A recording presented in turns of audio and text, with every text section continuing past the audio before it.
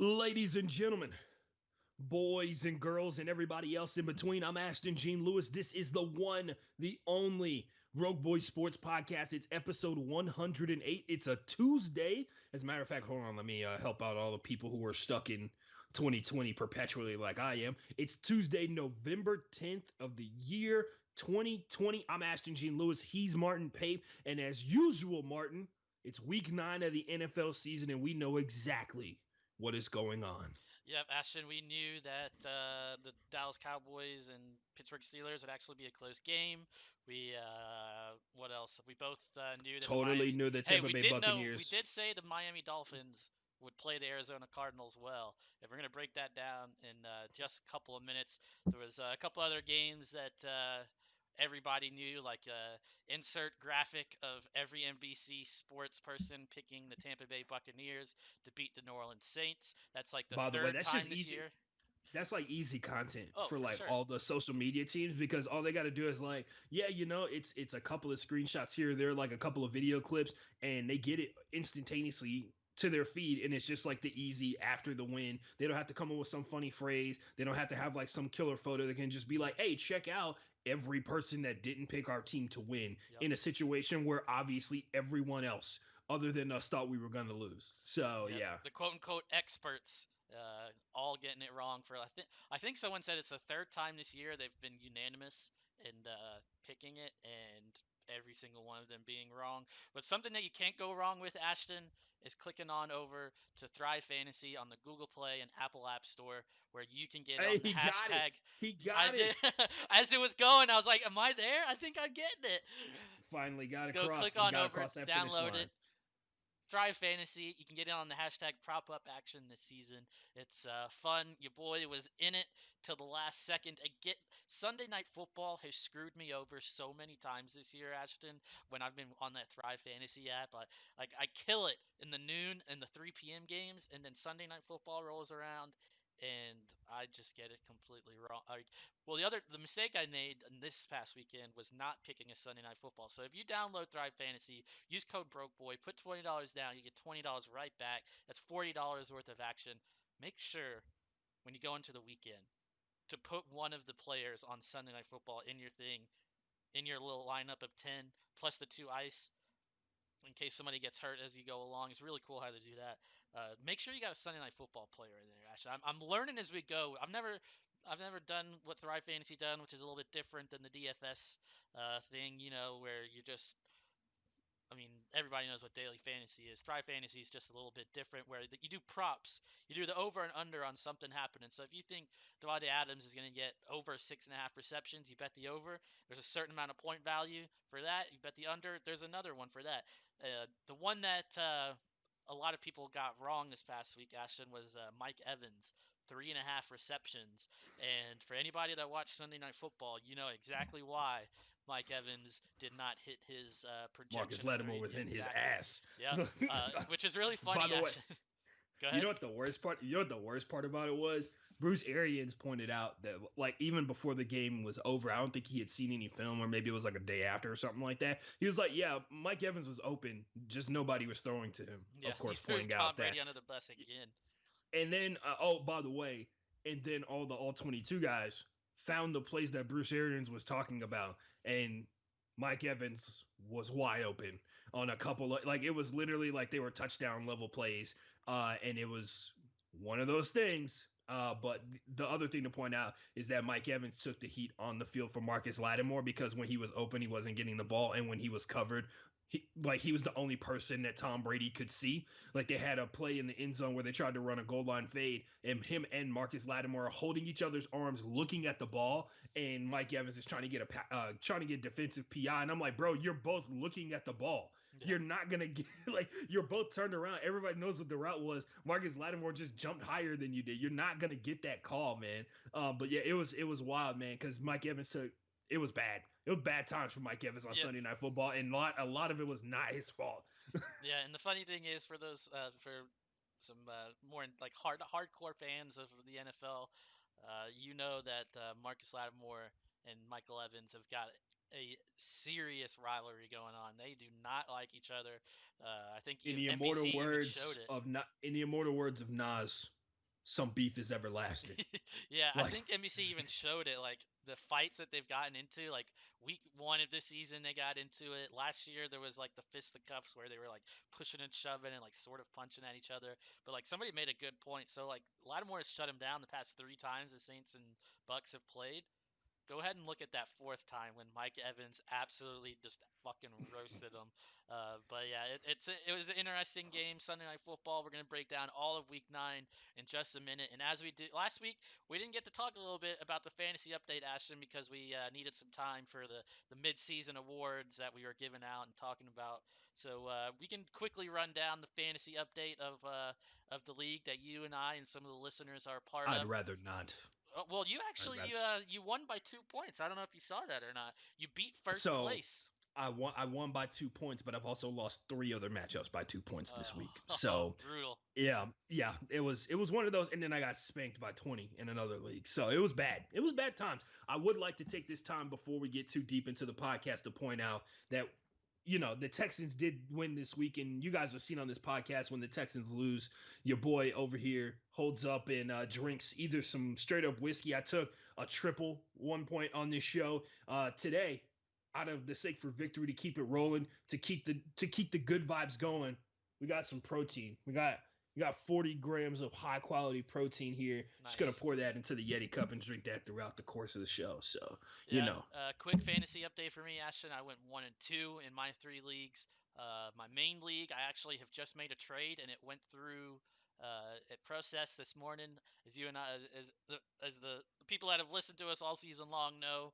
My main money league likes to fuck me over with like vetoing trades that I'm a part of and all See, that good see, stuff. we trying to help you, man. We were trying to educate. We're trying to put you on game. This one's gonna go through and it's gonna fuck you. Oh, Like it's it already went really through. is. It's already went through. Here's the This one, yeah. Here's the big trade, Ashton. So I've got a few running backs. So my running backs are now Antonio Gibson, Ronald Jones, Joe Mixon, and Giovanni Bernard. Basically, if Mixon's out, play Bernard. If he's healthy, Mixon plays.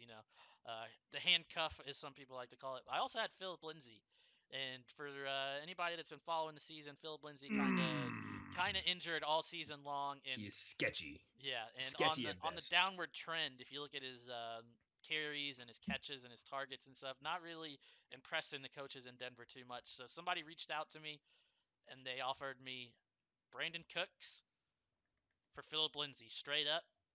And it took me about, I don't know, 3 seconds to click accept because this team, I've got DeAndre Hopkins, so I can't really say I'm struggling too much for at wide receiver, but after DeAndre Hopkins, it kind of falls off. I have Brandon Ayuk, but in Week 8, of course, he was out on Thursday night with being on the COVID list, and so yeah, my wide receivers weren't too hot. It was Cole Beasley was on there. Um, I didn't really have the best wide receiving core, so I accepted that immediately. I've got some running backs. I had Jalen Rager, who I picked up off of the buy or off of free agency. I'm He was hearing a on lot of buyout. I'm hearing a lot of sketchy names in terms of what. But yeah, so this team, so now we've got Brandon Cooks, who's like basically be my flex wide receiver. It's a half point per reception league. So yeah, that's where we stand on that one. Ashton made a trade finally this season. Any of my friends from the league listening know I'm actually normally pretty trade happy. One year I think I had like 20 or 30 trades total. It was insane. Um, but yeah, that's where I stand. One and two on the week. We're still in third place in this league, in my main league, so we're sitting pretty. Just had to make that trade, and we'll see how Brandon Cooks does going forward. Yeah, so I traded Russell Wilson for Patrick Mahomes today. Really, Yeah. just straight up, Yep. nobody else in the deal. Got AJ Green, who I'm going to cut immediately because I need actual space for players that I need. Yeah, I need space for players that are actually useful, not one AJ Green. So yeah, I feel pretty good about it. I went and found another tight end to replace the one that I was losing in the course of the trade because I think I traded away like Austin Hooper, who's been hurt the yeah, whole up and time. down. So I'm Yeah, not really. Yeah. Anyway, we do that part of the show because we, for a fact, know it's been scientifically proven that the number one piece of content that people love to hear about when it comes to fantasy football is other people's fantasy football oh yeah, teams. So yeah, we told you about 6 or 7 fantasy football teams all at one time. So yeah. for all three of you that are left listening. By the way, shout out to everybody, man. We're slowly. I mean, I feel like we're gonna cross 1,000 downloads before this year is up, and I'm really pumped about that. That's gonna be dope. Appreciate everybody who listens at all times. I know a couple of people have subscribed recently because I talked to some people like face to face, which is a rare thing. Face to mask to mask, I talked to some people and they were impressed with my takes in person, and they subscribed like on the spot. So I can Nice. confirm somewhere on the millions of platforms that this podcast is distributed to, people are subscribing because you can listen to the Broke Boy Sports Podcast on Spotify, Google Podcasts, on Deezer. You can listen on Apple Podcasts.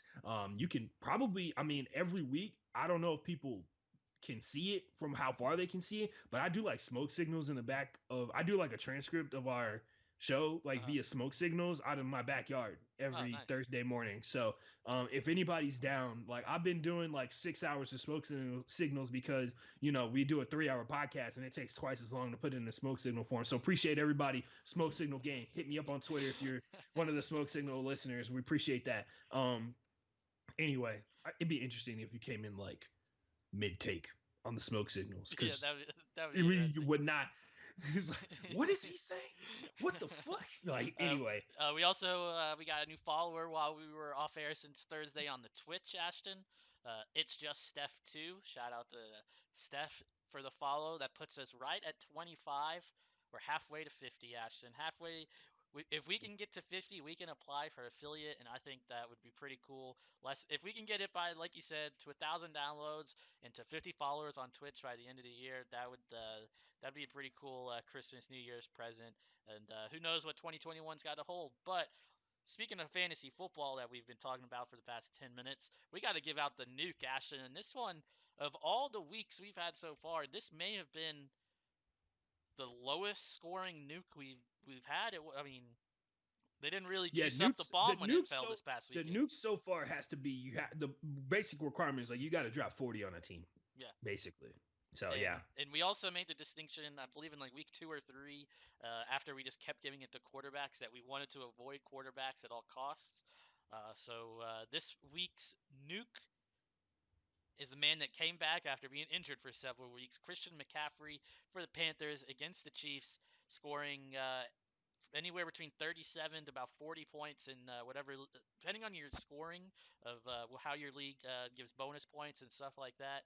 Christian McCaffrey in the league that Ashton and I are in together, 37.1 points. He had 18 carries, 69 yards, and a touchdown. You're probably thinking like, whoa, that's not really that impressive. It's what he did when Teddy Bridgewater threw him the ball, Ashton. 10 catches, 82 yards, and a touchdown. Some people get bonuses for getting 10 catches in the game. So a nice overall, not a lot of yards. I mean, I'll take 82 yards from a running back any day, but 69 yards on the ground, 2 touchdowns, 37-point game, and almost did enough to help his team get a win, which we'll be talking about side in a note. minute. Side note. I will point out. I don't think the Panthers know how football works because they have their running back catching like a wide receiver, and then they have their wide receiver running plays like they're a running back. Oh, yeah, So Samuel. maybe, yeah, Curtis Samuel had like multiple carries out of the backfield. So somebody might need to stop Joe Brady and like explain to him why these positions exist so that people can be defined and only do one set of things. So that they only have like one job because that's what you want. Like when you have supreme athletes who have immense ability to go and make plays with the ball. You only want them doing one set of things, right, Martin? Yep. Like if you have a quarterback who can run, you only want him to stand in the pocket and pass the ball. That's the only thing we want. Like this other stuff of like, oh, I have the versatility to be able to get outside the pocket and still be able to make crazy accurate passes on throw. We didn't ask for that. We didn't ask for quarterbacks with versatility. We didn't ask for running backs with versatility. We didn't ask for wide receivers who have the ability to read holes like a running back and be able to still be very productive, but also throw out defenders. We didn't ask for that. Stop it. We didn't ask for the Isaiah Simmons of the world where you have like the ability to play safety linebacker and defend and outside Yep. linebacker. Nobody asked. Yep. Stop being exceptional. That's what the NFL, by the way, that's what the NFL sounded like to me for the past like 10 years. Yeah. Stop being exceptional. We have rules, and you only do these things. Only these set of things are you allowed to do because you wear a number between your running back, your wide receiver. Yeah. You're only allowed to do that. Yeah. Anyway, For those people that don't know, there's rules to what number you can wear in the NFL for like the offensive line can only wear from what is it, number 50 to through 60 or something like that. They might be able to wear 70 as well, I think. Um, 80 is wide receivers and defensive ends, random as fuck. Yeah, you should Um, look that up yeah, because I mean it's a similar system to rugby. yeah, Not rugby union, just like regular rugby. They have a similar system for like what position you play being the number that you wear in your jersey. Strange, but that's how it goes. Sometimes I know. yeah. You talk about catering to the dum dums. So you got to. By the way, number shaming. We don't number shame here on this Oh, podcast. I'm not number shaming. I'm just saying. There's a I I quarterback right I now for like Virginia Tech, I think, that wears number 23. There's definitely a quarterback that wears a number in the 20s. So I'm not. I don't like number shaming because people number shame my favorite number 31 and they say like, "Oh, you can't be a fast running back." And I'm like, "I get it. I'm not a fast person as well, but I will not have you trying to put us 31 lovers in a box. I won't stand for it." Anyway, go yeah. ahead. So that's the new Christian McCaffrey. We move on to our least favorite segment of the entire show. It's called the Big Hurt, where we talk about the injuries that impacted your fantasy team and some of the more notable ones from positions that don't really have to do anything with fantasy, but we still want to talk about it. And Ashton Christian McCaffrey back on this list already. We've been Yeah. talking. That's the second time we mentioned his name.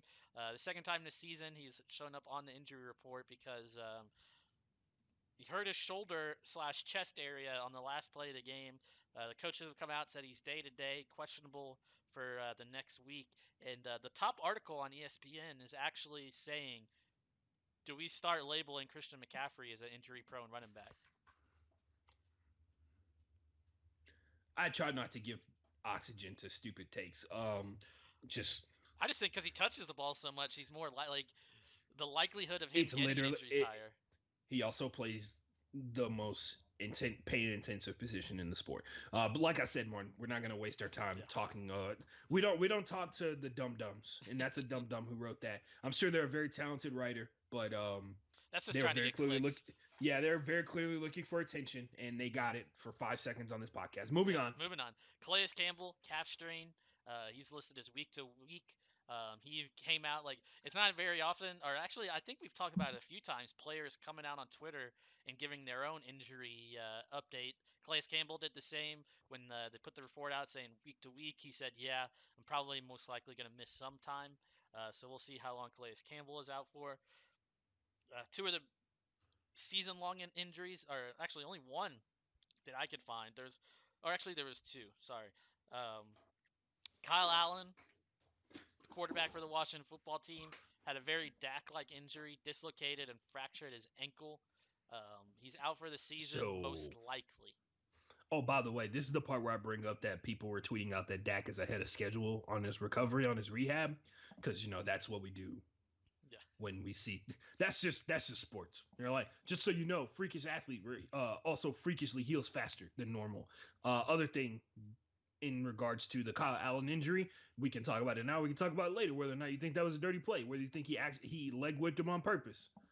Which by the way was Jabril Peppers, right? yeah, And by the way, Jabril Peppers fucked up part about this. Jabril Peppers had his best game ever as an NFL player against Washington. I think he had an interception, and he knocked down two passes or something like that, and he had like a fumble recovery or something. He dominated. And he actually won like player of the game for the Giants in that game versus Washington. But yeah, people were like on the internet talking about like because he got basically he got cut down by a running back, I believe it was, or it was like a tackle on one of his blitzes. And if you don't remember Jabril Peppers, he used to play for Michigan, or as Martin would say, Michigan. He used to play for Michigan, and his biggest thing was he's supposed to be what people think Isaiah Simmons is supposed to be, hmm this tweener type position, except he tweens closer to safety and linebacker, not Isaiah Simmons, who's linebacker, defensive end, outside linebacker type deal, or pass rusher. Even though Isaiah Simmons has played like corner, he's played slot corner, outside linebacker, middle like line or safety. inside linebacker, safety, and all the other defensive positions as well. He's like a designated pass rusher. So like Jabril Peppers was like that guy, but for secondary to middle of field linebacker. Anyway, he got traded in the OBJ trade to the Giants to get OBJ to the Browns because he was originally drafted by the Browns. Anyway, he had his best game as a pro ever in this one, and he also got cut down on a pass rush attempt, and his leg whipped around and hit Kyle Allen in the leg, and that's what dislocated his ankle and broke his leg. So And that brought, we'll talk about it in a couple of minutes, but that brought Alex Smith back into the game. Somebody who had his own leg injury and happened to see that. But Kyle Allen is likely done for the season, which is weird that he dislocated and fractured his ankle. And there's some people saying that he might come back. But, I mean, why come back when Washington is there in the tank right now? Another injury, Trevon Diggs. Ashton made me aware of this one. Cornerback for the Dallas Cowboys broke his foot. He's going to be out for several weeks. And Ashton made it very clear the terrible Cowboys defense just got even worse, losing yeah, Trevon Diggs. Trevon Diggs is a rookie corner, and he's their number one corner. Yeah. So if that lets you know any, not no offense or anything, but like usually when your number one corner is a rookie, you're probably not going to do all that hot as a whole. And Trevon Diggs has been playing really well. He was the one who got that crazy freak force fumble that actually stopped the Seahawks from getting up by 2 possessions. When they played the Cowboys, when the Seahawks played the Cowboys earlier this season, he was the one who punched the ball out of DK Metcalf's hand and forced it through the back of the end zone to make it a fumble turnover for the Cowboys on the 20-yard line instead of a touchdown. And that was the last mistake that DK Metcalf ever made. So, and and honestly, Trayvon's been playing really well, and it sucks that his rookie season ends with a broken foot because there definitely are ramifications for that, like later on as a cornerback. And what else is I going to say? That was pretty much it. That's it. The worst defense in the NFL got worse. Yep. David Montgomery, he's in the concussion protocol. Um, David Johnson's in the concussion protocol, and Jack Doyle are also in the concussion protocol. Taco Charlton has a lower leg fracture. He's on IR, designated to return. I have a Cowboys friend who like hates Taco. Yeah, any Cowboy fan, because they drafted him so high and he did absolutely nothing. Another former Michigan Wolverine. Yeah. On David Montgomery is the lead back in literally the worst rushing season in the history of the Chicago Bears. Just so we're clear, and he's very talented. It's just their offensive line is like one of the worst in the NFL. Yeah. So he's literally also got a they're bad having head coach. like I mentioned that stat earlier. By the way, we're not doing 10 things from week 9. We're doing the comparing Sunday Night Football, Monday Night Football, and Thursday Night Football to see which games have been just like god awful. To see who's getting fucked over, which spoiler alert is probably ESPN on Monday Night Football, because we can talk about that when we get to it. But anyway, yeah, people hate Taco Charlton if you're a Dallas Cowboys fan, even though Taco's like not that terrible. But yeah, David Montgomery's having a rough year, and it just got a lot rougher. Hopefully, he's gonna be all right real soon. Laviska Shenault Jr., one of the, I guess you could say, Very stars. violent young man from Texas. Texas, plays for the Jags. And when he touches that ball, he out here trying to hurt people. Yeah, I was gonna say one of the stars of the Jags offense, kind of having a really good season so far. Like was it James Robinson or whatever, the undrafted rookie who's on pace to have more yards than any other undrafted rookie ever. So, and also as Ashton likes to mention, when fast players get the hamstring injuries, it's a fast person injury. It's fast people problems. I can't relate. Yeah. I've never pulled a hamstring in my entire life. Well, if Ashton, if the Cowboys defense got worse with Trevon Diggs, him being out for the season, the Texans' terrible defense just got even worse with Brennan Scarlett. He fractured his arm. He's on the IR, done for the season. Did he fracture his arm on that play where he just killed the punt returner for the Jags? I think so. I didn't see. I didn't. I will be honest. We're gonna break down the Texans Jaguars game first. If there was a punt in that game, I did not see it. Because I was too busy watching other games. I was too busy actually enjoying football to watch possibly the worst game of this past week. But Brennan Scarlett, Texans fans know his name. He's fractured his arm. He's done for the year. Also, last on the list, Preston Williams. He hurt his foot. I did not see an update before we went live on how long if he's going to miss any time. And what's weird is he may have gotten injured celebrating a touchdown because he caught a touchdown from Tua and then got taken to after celebrated and then got taken to the locker room. So it'll be interesting to find out when exactly Preston Williams got hurt, but injured his foot. And that's the injury list for this week. Ashton, there's of course other players on there, but these are the ones we just wanted to mention and highlight. Uh, the year of the weird, not the weird injuries, but just like a lot of players that you know of. Like every year, there's going to be injuries, right? Ashton and I have talked about that, but this year it just seems like it's just standing out more. It is more prevalent for some reason than in years past. All right, Ashton. Now we move on to the meat part of the sandwich that is this show. We like to put the bread on top, talking about fantasy. Put a little cheese on there with the nuke and the lettuce with the big hurt. Now we're in the meat part of the sandwich. NFL Week 9. I believe when we are now. They were talking about it on the NFL Red Zone when the late afternoon game finished. We were officially halfway through the season. I'm trying to remember which. I think it was once the Chargers Raiders game finished, we passed the halfway point of the season. So we're chugging along. We're trying our best to get through a season with COVID-19. And the college football having some problems. The NFL. As Ben Roethlisberger is clawing his way to the facility because both of his knees are hurt and he's come in close contact to COVID-19. But he will be playing on Sunday, I'm sure. We're also,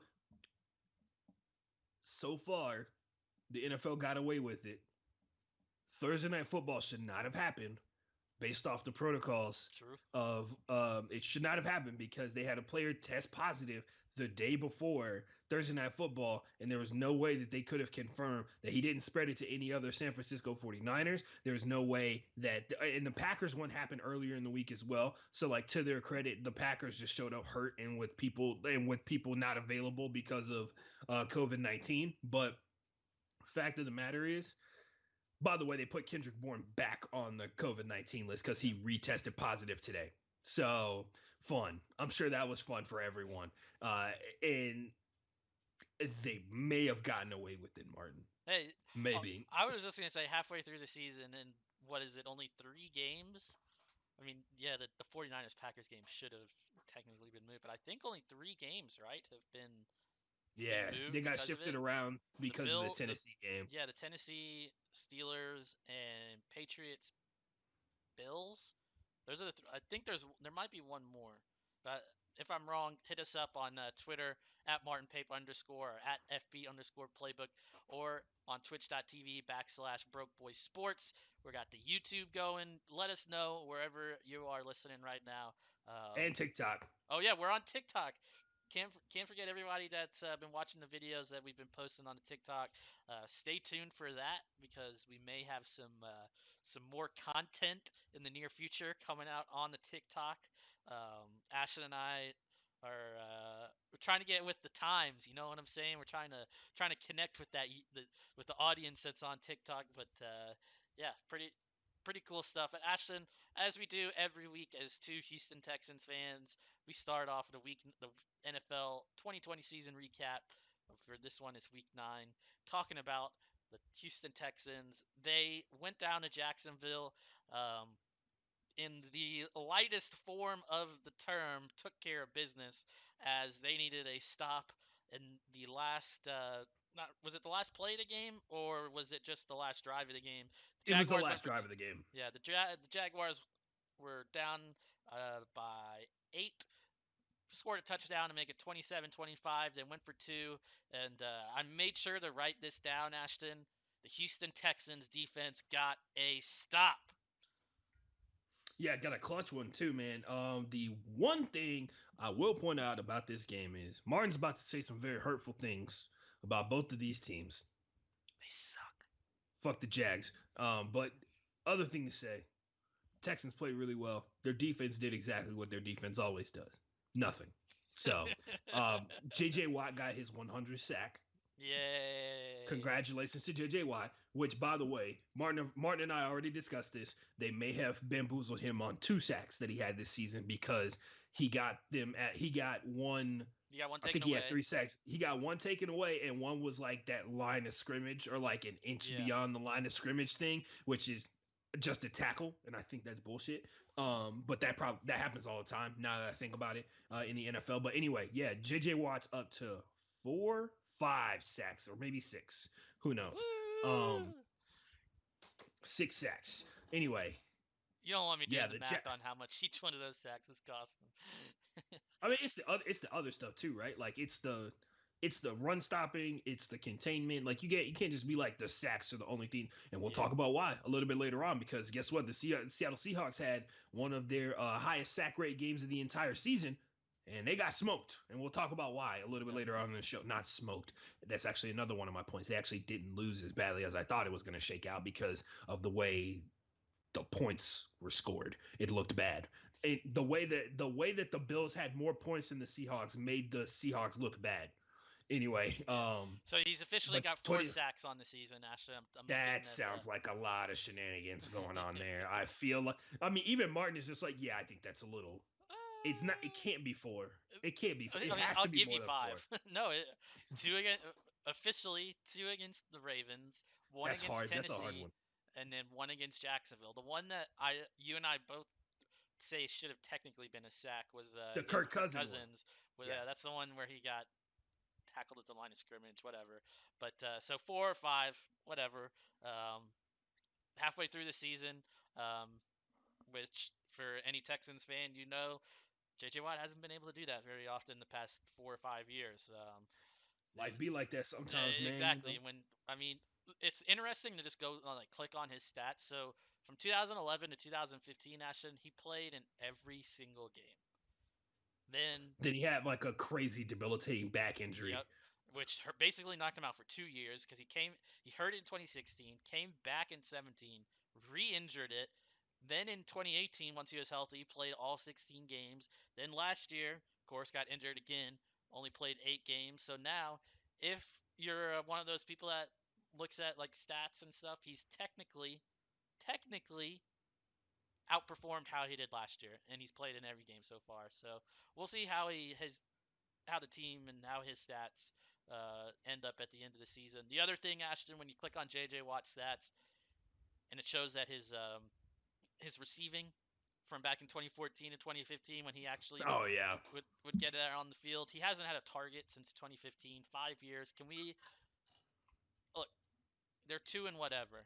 Can we start seeing that J.J. Watt on the offensive side of the ball? I mean, just come on, give me something to tune in to watch the Texans for, man. Darren Fells and Jordan Aiken are really good. They're good. I guess. They're good. Really good and good. They're good. They're good. I guess. Darren Fells is good. They're not that They're bad. They're not bad. they're I they're wouldn't say they're they're extra really good. receiver. They're extra receivers. They're not blocking tight ends, which may be a part of the problem. Yeah. But yeah. Anyway, go ahead. Say your mean things, Martin. Oh, same as me things. This was two bad teams playing a really bad football game. The Jaguars are tanking, and the Texans beat them by 2. Ashton, somebody had to dial down there on that last 2-point conversion.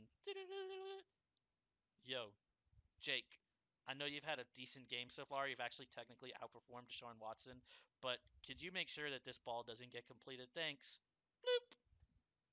And that's how it went. I mean, Deshaun Watson's $160 million contract, whatever, and is really not playing up to it this season at all.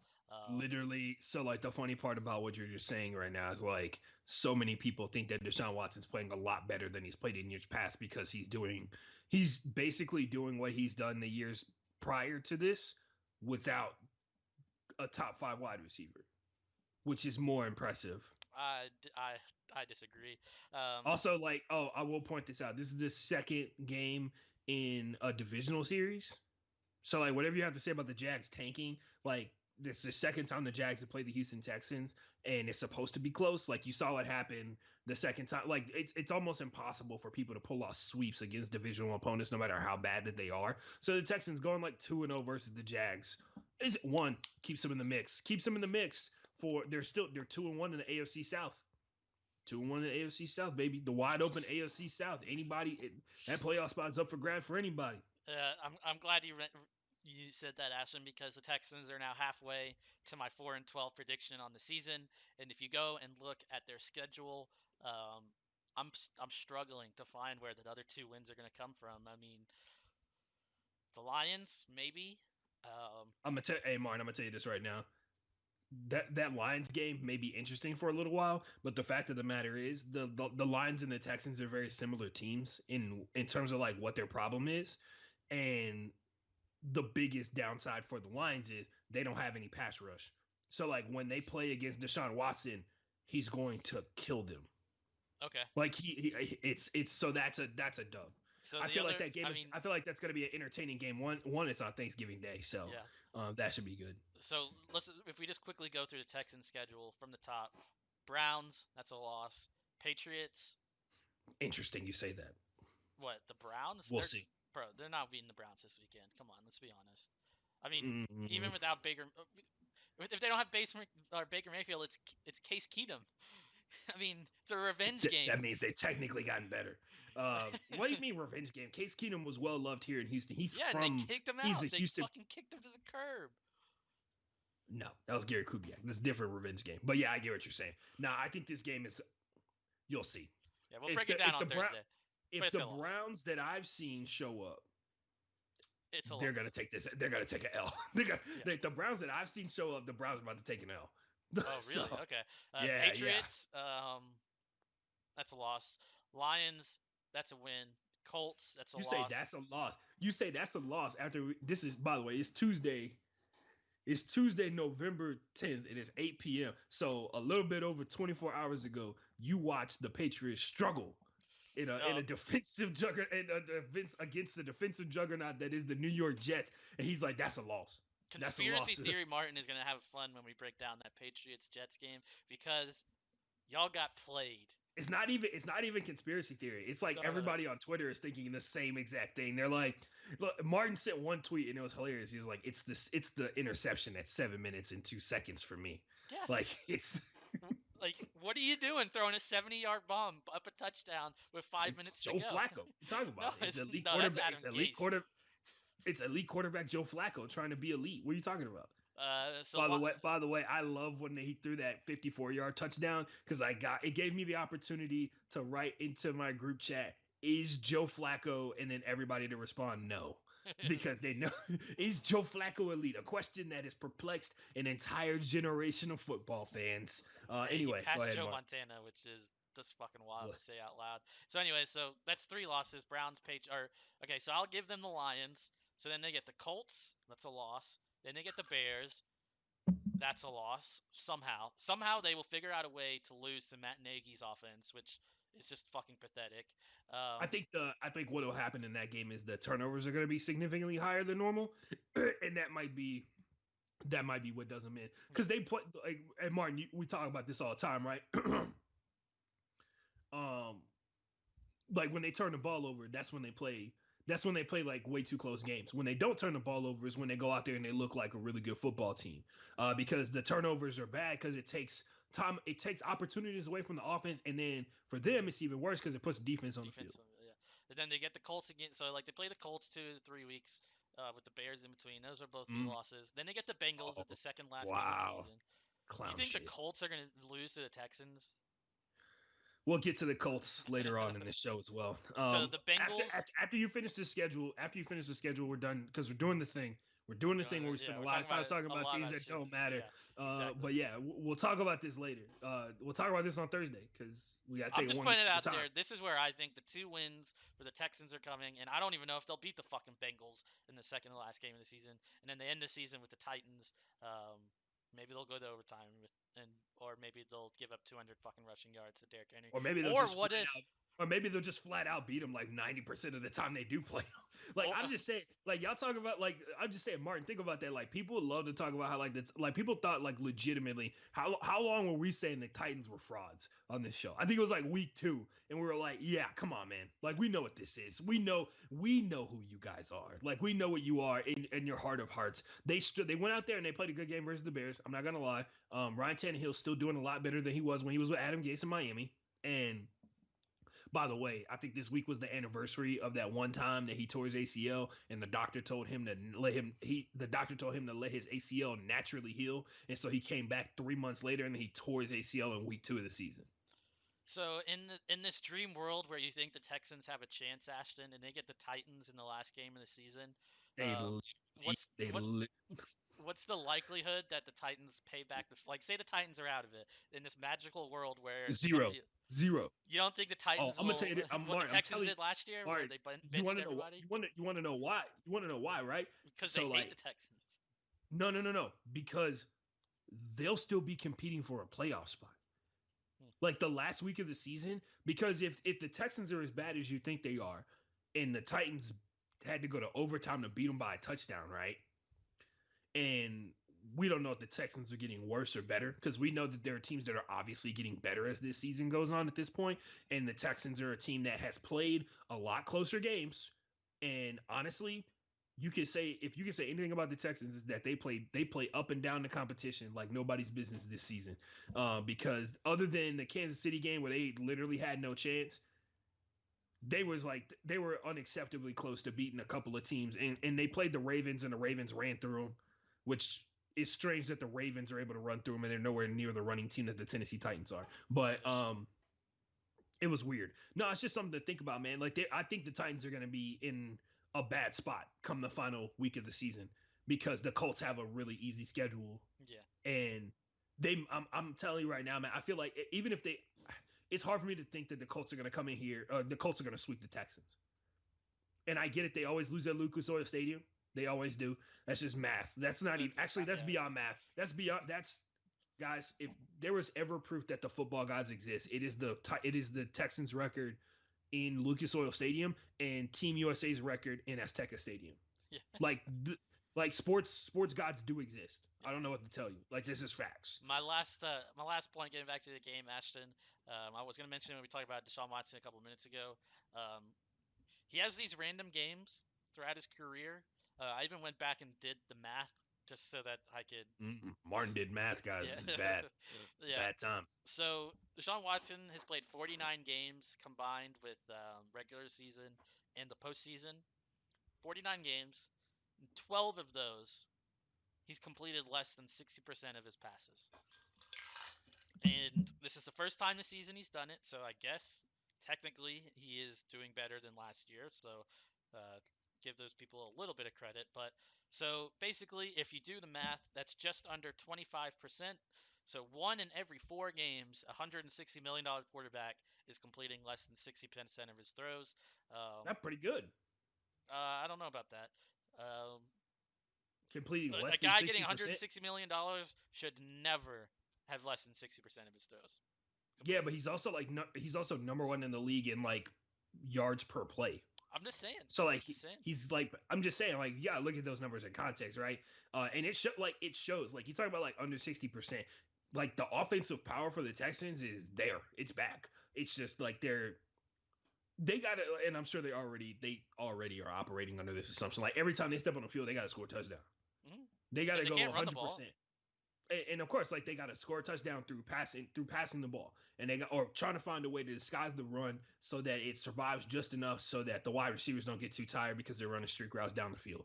But at the like fact of the matter is, man, they and to the Texans defensive credit, they came up with another turnover, and I think that's 3 games in a row where they've generated a turnover, which I would have never thought they would have been at this point because it took them 6 games into the season to get one. Right? It was the fumble recovery. Mm-hmm. It was the Jags game where they had their first turnovers of the game, first 2 turnovers of the season, and then ever since then they've had at least one in every game afterwards. So those make a big difference because once again it gets the defense off the field, and anything that does that is a win for the Houston Texans, whether they score points or not. Less time for the defense on the field, the closer, the higher their chances of winning the game are. So, but yeah, man, it is wild to think about. Like the Texans, don't look anywhere near as bad as the Seahawks defense does, or Oh yeah, or the Cowboys. the Cowboys defense, or even like we'll talk about Denver a little bit later on. They almost gave up 400 yards this week. You know what I mean? So, but yeah, that Jake Luton kid may be like Jake Luton. Sorry. Um, who knows? Maybe he's good. Can't tell if he's good versus the Texans defense. Well, see, Uh, that's like we're gonna continue talking about this shit game, aren't we? So no, we're not. We're Thurs done. We're done. We're done. We're done. We're done. We're okay, done. yeah. Moving on. Go back and listen to Thursday's episode when I said that the Texans make every rookie quarterback that's playing in their first career ever game look like a fucking all-star, and they did Still that on got the the first dub. They 2-6. they started they almost did that with the first. They did that on the first play of the game where he fucking throws second play of the game where he throws a 70-yard bomb. It is what it is. We move on, Ashton. This one's got two. This was probably for me personally the game of the entire week.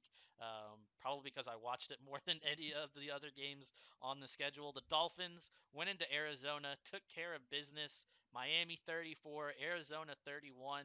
Ashton, my pick for the NFC representative in the Super Bowl now has 3 losses. Um, this was we're going to get to the Seahawks losing in a minute, but this was an opportunity missed for Arizona. They had a chance to get to first place in the division, knowing Seattle had already lost, and they came in and lost by 3. Even though it was a last-second field goal, still a loss is a loss. Had the chance to go to first in the NFC West, and they blew it.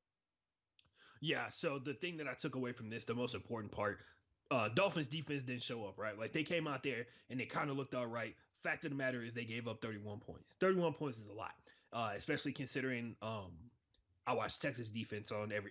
I watch the Texas defense every Sunday. 31 points is a lot, even if Yes. you're as bad as the Houston Texans defense. So my thing that I take out of this is like, damn, dude, like they got into a situation where they had to go out there and get the win, and Tua was just like, I guess we putting these points up.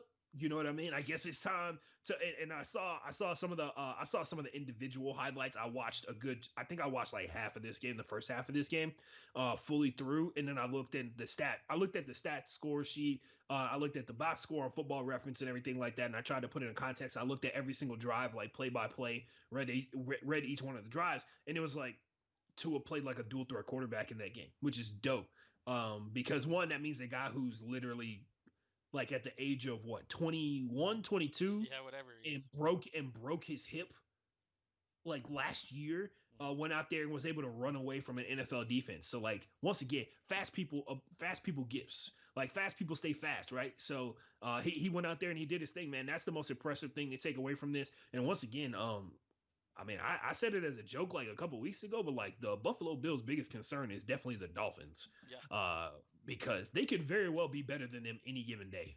And what Martin, tell me if I'm wild for this. The Dolphins have been far more consistent Yeah, than the Buffalo 100%. Bills Oh, for sure. have. That was going to be one of my things. Like, that's literally what I was going to say was, like, Miami, not only are they consistent, they are up there for, like, just the eye test and, like, one of the best coached teams in the entire league right now. Shout out Brian Flores, who Brian is like Flores, yeah. in the pack.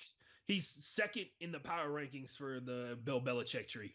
But, which, by the way, back half of the Bill Belichick tree getting a lot better. Like you can talk shit about Bill O'Brien all you want. Bill O'Brien was a good football coach when for a period of time, and then Mike Vrabel came along. Mike Vrabel was looking like a good ass football coach, and now Brian Flores is looking like a great football coach, Yeah. turning around the team, getting the team ahead of schedule, and of course that comes with like general manager decisions as well. But the fact of the matter is, he put the team in a position to be able to succeed. He's a defensive minded coach, and it's no surprise that the big thing that carried their team the first half of this season, literally the first half of this season, until they made the transition to Tua, and even when they Tua's first game was defense. Yeah. So they, I mean, you got to be impressed so far, man. But you know how this goes. Who knows where we're going to be 6 seasons from now? They Yeah. could be chasing them out of town. Yeah, So who knows? We'll have to wait and see. Tua, we were talking a couple of weeks ago that Kyler Murray owns AT&T Stadium. Well, Tua owns Kyler every single time they've played in their careers now. Tua has came out on top. He beat him in college when Tua it's was a at preview of Alabama. Justin Fields versus Trevor Lawrence, Yeah, their yeah, they're gonna entire be professional connected. career. Even though they're different age groups, or like different draft classes, Tua and Kyler are gonna be kind of making a hip joke, gonna be joined at the hip as we watch their careers blossom. But I think But these, they will inspire many short football players out there in the world that you too can be great. Which, by the way, once again, I made that whole sarcastic rant at the beginning of this show about like we have certain rules and certain things for your position. If this year has taught you anything, is that ballers gonna ball. yeah. Ballers gonna ball. So go ahead. Sorry, Martin. While we're speaking on Kyler, if you saw on Twitter or on Instagram, he has in ESPN standard scoring for quarterbacks the most points for a quarterback through 8 games in 60 years. They didn't even have fantasy football back in the 50s, but they dated it all the way back and looked. at different stats, and Kyler has more fantasy points than any quarterback ever through 8 games. Shout out to him. Shout out to Tua as well, playing well. This one was a back and forth, entertaining game. It was tied at 7-7, tied at 14-14, tied at 24-24, tied at 31-31. Tua took his team down the field. They got the field goal to make it 34-31. Kyler got the ball back with like a minute 6 or something like that on the clock. He took his team down in field goal position, and Zane Gonzalez missed another clutch field goal, or missed another game tying or winning field To his goal. And credit, that was far as fuck, man. yeah, he just didn't get enough And, pop on it. It just yeah, wasn't. and he missed it by like 3 feet. Yeah, he didn't. Like It wasn't left or right either. It was short of the goalpost. Which, if you're gonna miss a field goal, I would rather miss a field goal short than wide. because why, like, at least down the middle means you had the right accuracy, and it Yeah, probably doesn't exactly. it doesn't mess up, it probably doesn't mess with your mental fortitude in terms of like what the deal is. But if you miss like short and to the right, like that's got to be like, yo, my math, like my mental math that my brain does instantaneously. Which, by the way, a long time ago when I was a kid, my geometry teacher told me that like basketball players and like athletes in general are some of the best mathematicians on the face of the planet because they make complicated calculations instantaneously. So yeah, and that being said, you talk about like messing with somebody's mental math, so you miss short, it's like, oh, okay, I can deal with that. And then miss short by like a couple inches, I know that's gonna stick with them for a long time. But at the same time, it's good to know you got a kicker who can miss by like a couple feet off of like a 60 something yard field goal, man. So yeah, they almost blew that one too because they almost threw that last pass was in bounds, right? Like the last pass that they had was on like on the sidelines and they almost forced him in bounds or something like that with 2 seconds left. Yeah. So they I mean, hey, what are you gonna do, man? Cliff Kingsbury versus Brian Flores. Brian Flores, the king of cover zero, baby. The king of the blitz, which by the way, that's the theme of this year. For offense is putting no points, for defense is getting people down in the backfield, getting as many dudes as possible to shoot the gaps and take those blitzes. And they're not calling those holding penalties. So hopefully O-linemen taking full advantage of it in the NFL and trying to make sure they get a little grip on some of these dudes because they doing all kinds of crazy shit this season, man. Like, anyway, yeah, I mean, it's wild to see like good quarterbacks under pressure, like instantaneously in the NFL. And once again, another reason to have a dual threat.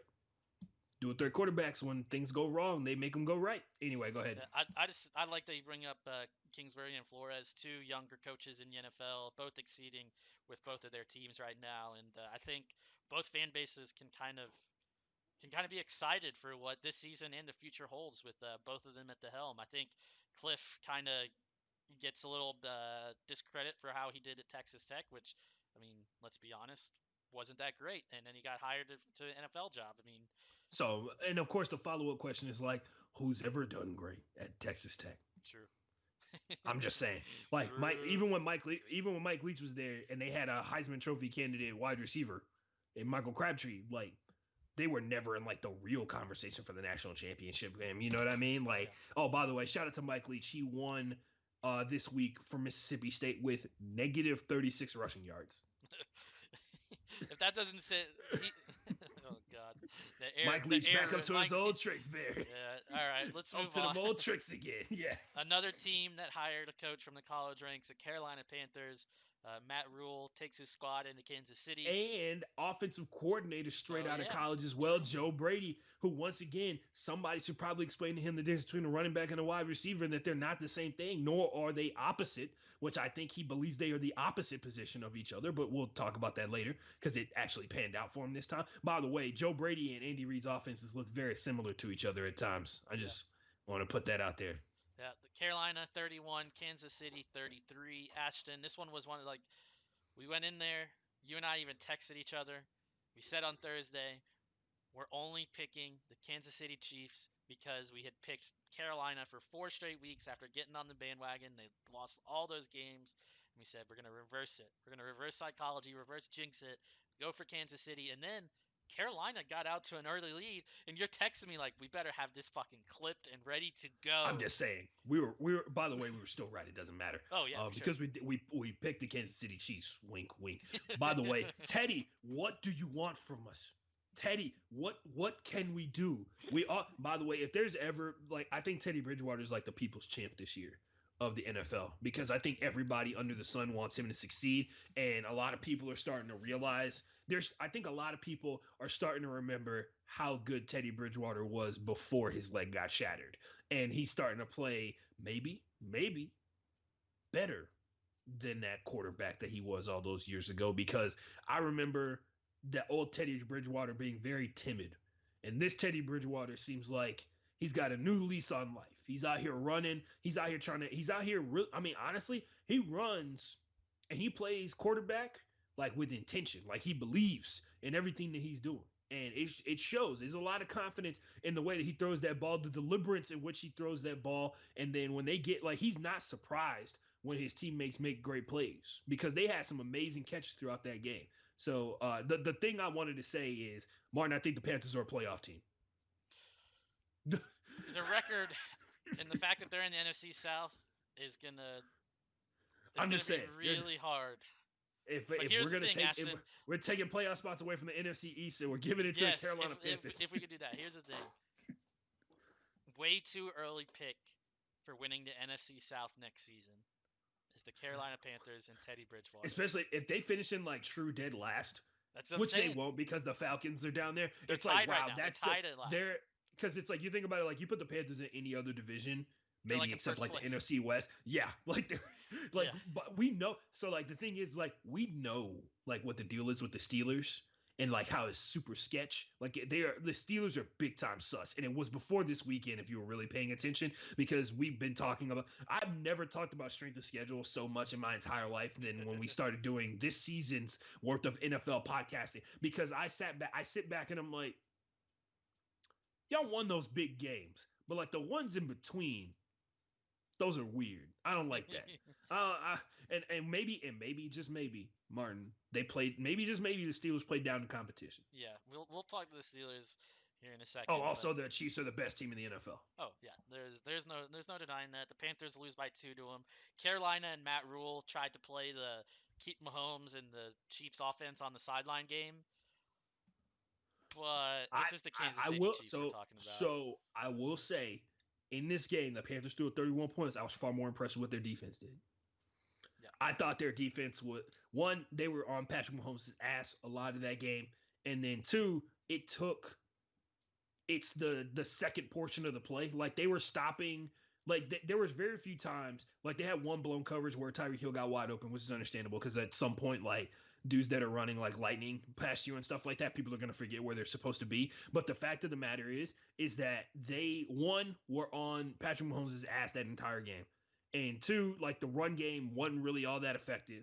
And then three, they were able to, one, on three on this one, coming into this season, they're supposed to be one of the worst defenses in the NFL, and they're actually like playing like one of the best.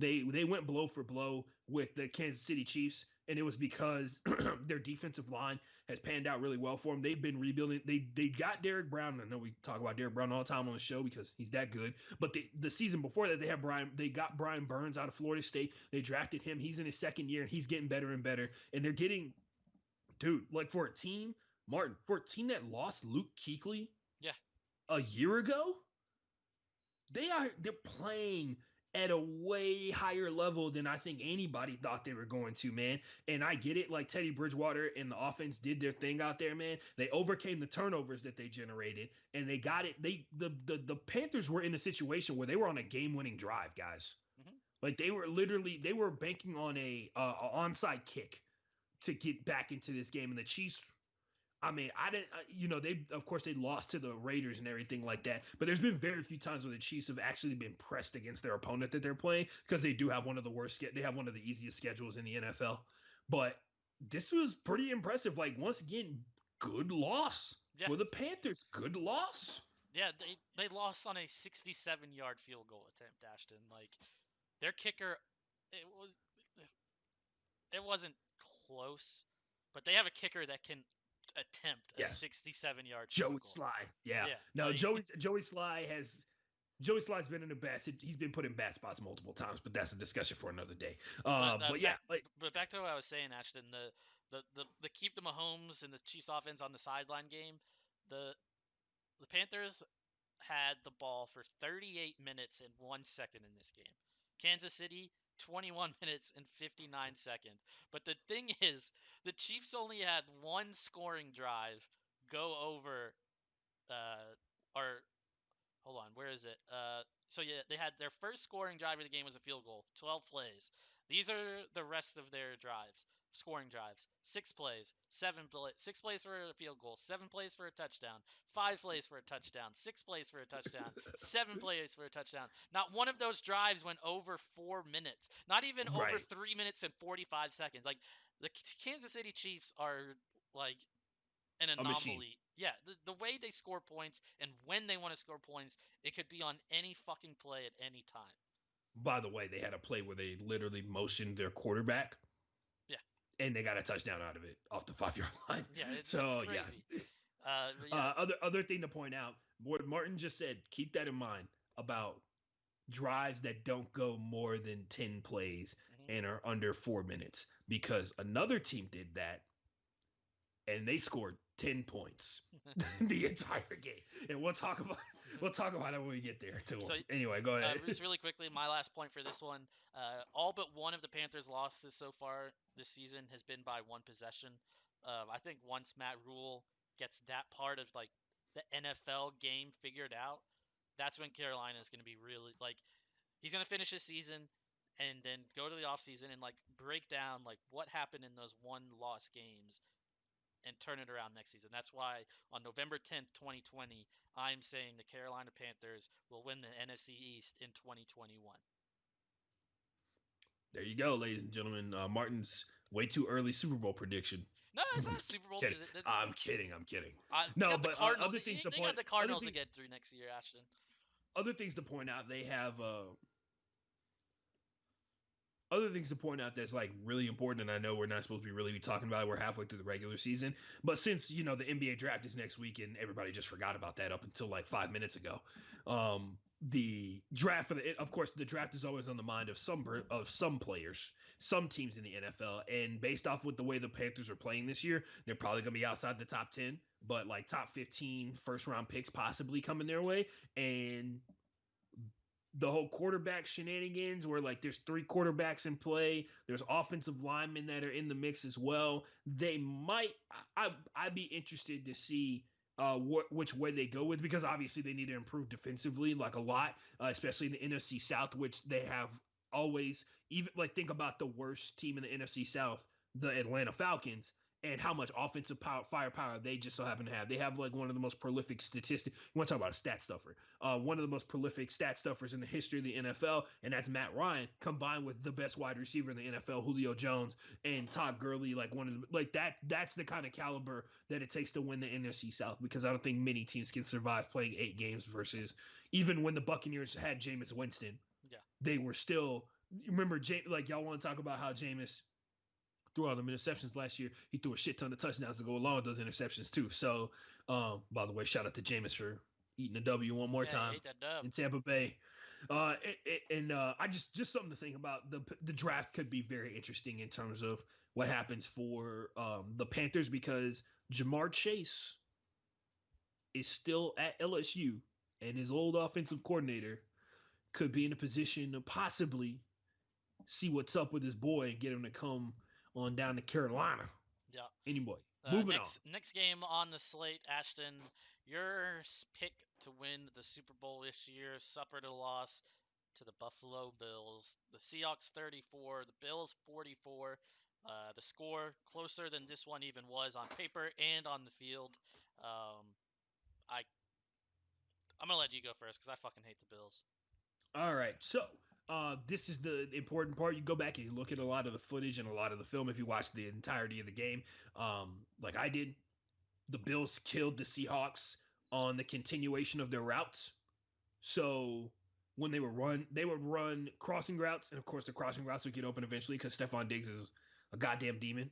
There's, by the way, Stephon Diggs adding to the absolute absurdity of some of the routes being run by NFL wide receivers. He had a drag route, and he stopped at the top of the break of the route and looked like he was one of those characters in Scooby Doo when they're panning over the light, the what is it called?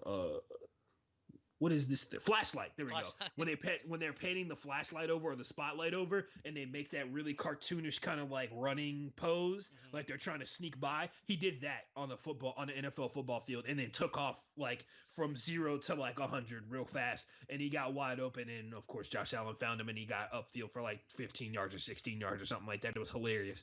You should go find that on the internet. I retweeted it on FB_playbook, which is my Twitter account. But this game, Bills killed them on the continuation of routes. The comeback routes were brutal. They had a lot of routes where they were running to like a certain point. They were running deep curls and then continuing to come back to the ball, and that's what got Josh Allen enough time. Because once again, I don't know how to reiterate this.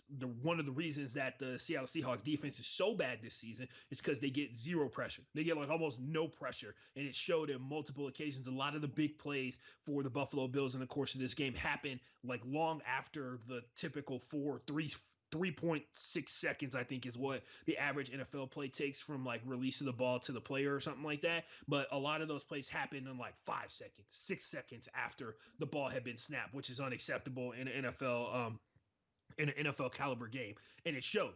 They got killed by Josh Allen's ability to buy more time, which is pretty obvious. His offensive line blocked really well.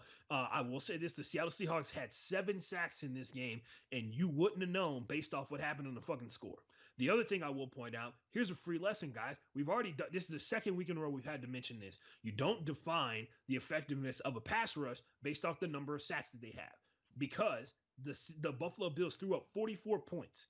How much of an impact did those 7 sacks have on that? 0. How many plays does a sack take away? 1. 7 plays, and they ran 60 something. They had 11 drives in this game, and they scored on all but I think 3 of them. I just want to point out, defining defensive linemen, defensive ends, defenses in general by the number of sacks that they get, unless it's like some absurd number where they're taking away like 10% of the opposing team's plays throughout the course of a game, is stupid. Unless it's like third down sacks, they lead the NFL in third down sacks or something like that. It's not a complete picture. So just want to point that out. They got 7 sacks, which I think was the most by any team this entire week, and it got them beat by 10 points. The Seattle Seahawks, every time they took a step forward, a turnover reared its ugly head. They have 4 turnovers in this game, and if you know the math in the NFL, having 1 turnover cuts your chances of winning an NFL game by like 25%. Having 2 cuts it by like 70%. 3, it's 0. 4, it's 0. 5, it's 0. That's what did them in. They literally lost 4 possessions in the course of this game of the 11 that they had to go out there and score. Almost half of their possessions got taken away because they gave the ball away. 2 of them were fumbles, 2 of them were interceptions. By the way, shout out Jordan Poyer, who is having a great season at safety for the Buffalo Bills. To the Bills' credit, they were on Russell the entire game. They were in his ass. There was multiple times where Russ looked like himself in that game, and they had a couple of drives that panned out really well. DK Metcalf had a couple of big catches when the Bills ran zone defense, so they can send more people on the zone blitz or send more people on blitzing in general. But it just wasn't enough. It wasn't enough. They needed a game where they threw up 45 points, and that's insane to think about in the NFL, just in general, even when you don't turn the ball over. But I will say, a team that turns the ball over 4 times and still comes out with 34 points, pretty damn good. Yeah, pretty damn good for. I agree. The 4. Ashton, I legit can't watch the Buffalo Bills play football, dude. I can't. I'm sorry. That there's certain teams in the NFL that I'm just not a fan of, and Josh Allen and the Buffalo Bills are up there with the Titans. They're up there with. Let's see what like if you ask me which 3 teams would I never want to watch play football, or like if I have to watch them, I'll turn off. It'd probably be the Buffalo Bills, um, the Tennessee Titans, and like the Washington Football Team. I mean, the Jets are fun because they're like look at Monday Night Football. They're tanking in interesting ways, like throwing. Hey, by the way, I'd like to formally apologize for not doing my whole, hey guys, if we all don't watch it, they'll stop doing it. Maybe like, I'm sorry guys. By the way, you got a glimpse of what it was like to be a person who lives in New York who's not a New York fan, where like there was nothing else on during the only football time slot and you had to watch that game. Yeah. So Yeah, but not only can I not watch the Buffalo Bills play football, Ashton, it's the way that they win. It's so boring to me. It's the weird Tim Tebow style offense that they run, and I mean they've got a tight end playing quarterback, and I Hey, mean hey, to his credit, tight end Josh Allen stayed at home. Quarterback Josh Allen showed up to play. yeah, I He mean went out there and Martin. yeah, I'm yeah, just say saying. it. He went out there. He went out there and he took advantage of one of the worst defenses in the NFL. He threw up 44 points. Yeah, the Bills had 34 yards rushing in this game. Yeah, yeah. That's how weird this fucking game was. They put up 44 points, had 34 yards rushing. Their leading rusher had 18 yards. Josh Allen had 14 yards. Like, give me a fucking break, man. Like, Stephon Diggs is a good player. Josh Brown's all right. Cole Beasley's on my fantasy team, but dude, Cole Beasley's like one of the best slot receivers in the NFL. Y'all just hating. I just Reveal can't. the truth. I just Stop can't. lying. I Stop can't, dude. lying. I just don't. I don't enjoy watching the Buffalo Bills play. Josh Allen's like the main reason, just because he's. And like the thing is, like his like Buffalo fans, and like, They're do I want fun. to say They're this, fun. Ashton? So shout out to the Buffalo. If you don't know, Yes, yes, yes. I know what you're about to say. Yes, it was amazing. okay, had I known Josh Allen's grandmother would have died before this game, I would have changed my pick because Grandma Allen, as we may all she rest know, in peace. like the Brett Favre game with his dad, like we all know when and thoughts thoughts and prayers, all that good stuff to Josh Allen and his family. I'm sorry that he lost his grandma. We all know when a player's family member dies, It's they on like Donkey Kong, baby. Like they for it inspired, and it's one of those weird things, and uh, yeah, but what we were going to say and what I'm going to mention on Thursday's episode of this yeah, podcast is shout I was out. gonna say it was 100% gonna be best of the best, no matter what Yeah, happened on this show. So yeah, yeah, shout out to the Buffalo Bills fans and fans of just NFL in general who have donated, I believe, to the hospital that she was staying at during her stay. yeah. I need to go It was read like like the complete story, but $36,000 yesterday, so it's yeah. probably way past that. So tune So in on yeah, Thursday. We'll talk more about it. But shout out to them for donating. I'm really sorry for Josh Allen and his family for losing his grandma. He went out. and He balled out. It's the yeah, one. It's probably the one game where where I won't like completely rag on Josh Allen. I'm just not a fan of him. I'm sorry, but he did what he had to do. 31 to 38, 400 yards passing, 3 touchdowns. Yeah, he was sacked 7 times, but his team won. The Buffalo Bills. I don't know. I don't know. They were up playoff 17 to. team, good win, good win, Yeah. bad win, Yeah. good Since we're win. not doing questions tonight, Ashton, how worried are you about the Seahawks? Zero. Still.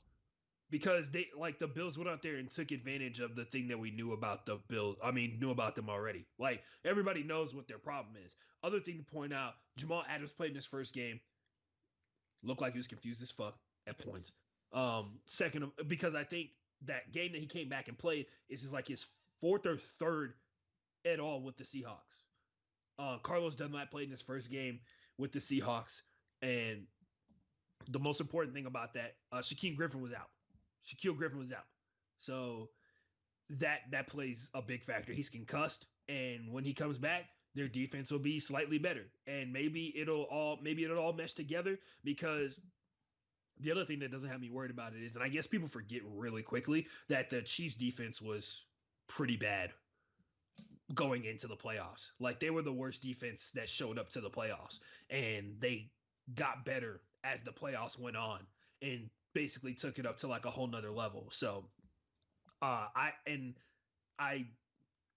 I'm not too concerned about it. I'm really not, because they still are, whether people believe it or not, they're the best team in the NFC West, and I think everybody knows that. Even with the worst defense in that entire division, which is saying a lot because the 49ers defense is still pretty good. They're just hurt all the time. The Rams defense is probably the best defense in that entire division, and the Cardinals are like better than the Seahawks because the Seahawks are on pace to have one of the worst. And this is the weird part too, and this is more of a product of Bobby Wagner and KJ Wright. They have one of the best run defenses, like Yeah. run stopping defenses It's in because the everyone's throwing NFL. the ball. and that too. There's something to be said. Like when people do run the ball, they be like, oh no, we can't give all of it up. We can't give all the yards up. So and you saw it happen. Like that's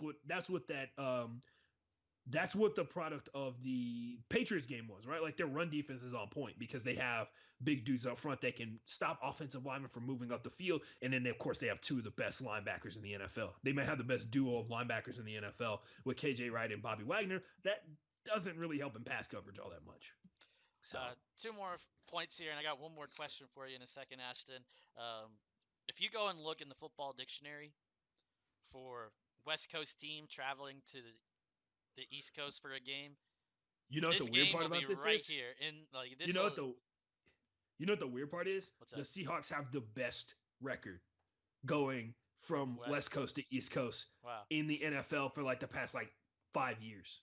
interesting. So it was even weirder because of that. Because Yeah. they usually the numbers show that they don't get affected by that. It's weird. So they looked lethargic. They looked like there was no energy on either side of the ball until about halftime. I mean, Buffalo went up 17-0 in like fucking no time. I mean, Yeah, so this is how it went. It went touchdown from Buffalo, punt from Seattle, touchdown from Buffalo, punt from Seattle, field goal for Buffalo, interception. yeah, And just like that, they were up 17-0. yeah. And then So, yeah, it was just one of those games where I mean, West like literally, like I said, it's gonna be in the dictionary anytime the talking heads bring up all West right, Coast what's your people. last question so Oh, we can move on to this last next question. game so we can laugh at the Chargers? All right. If the Seahawks did not have Russell Wilson, would they have a win this season? If they have Patrick Mahomes, yes. You said if there's only one other person that I can think of that could possibly. I mean, I say that, and their run defense, their run offense is really good. Like Chris Carson and DJ. By the way, shout out DJ Dallas for holding it down another week. Hopefully, Chris Carson will be back full strength, and they'll have yet another running back that they can depend upon. Because last year that was their biggest problem. Like last year, that's why they brought Marshawn Lynch back out of retirement because that was their biggest problem. And now they have too many. Like now they have DJ Dallas and Chris Carson. But yeah, that's just something to think about, guys, for sure. Yeah, I'll take it, man. I'll say there's not too many guys in the NFL. That's why Russell Wilson's an MVP candidate right now, regardless of what you say. Patrick Mahomes is the front runner, and Russell Wilson's got to be like second place right behind him. Yeah, so, I think up until this game, Wilson was ahead, and now with the losing to the Bills and the 4 turnovers, I think Mahomes jumps him because he's 25 touchdowns to 1 interception. But here's the thing. Yeah. To my question, Ashton. So say Russell Wilson opts out this season for COVID, and the Seahawks are forced to go with their backup quarterback. And if you don't know who their backup quarterback is, it's Geno Smith. So it wouldn't have been him, right? They would have gone. They would have made an effort. They probably would have got Cam Newton if Russell Wilson opted out enough time. They would have been the first team in line because Cam is like fucking perfect for their system. You know what I mean? In terms of being an offense that's well balanced and having him, even though he has a way different running style than Russell Wilson, he would be perfect to. And also, like, think about this, Martin. DJ Moore. I'm sorry, David Moore, DK Metcalf, Tyler Lockett will all be like top 10 receivers that Cam Newton's ever had. Yeah, true. if he joined the Seattle Seahawks, because there's of course Steve Smith Sr. can't disrespect the GOAT, can't disrespect the greatest Carolina Panthers wide receiver of all time, and then there's DJ Moore, maybe. You would say you would probably say Julian Edelman. Say Julian Edelman this year. Travis Benjamin. He had Travis Benjamin for a little bit. Is Travis Benjamin better than Julian Edelman?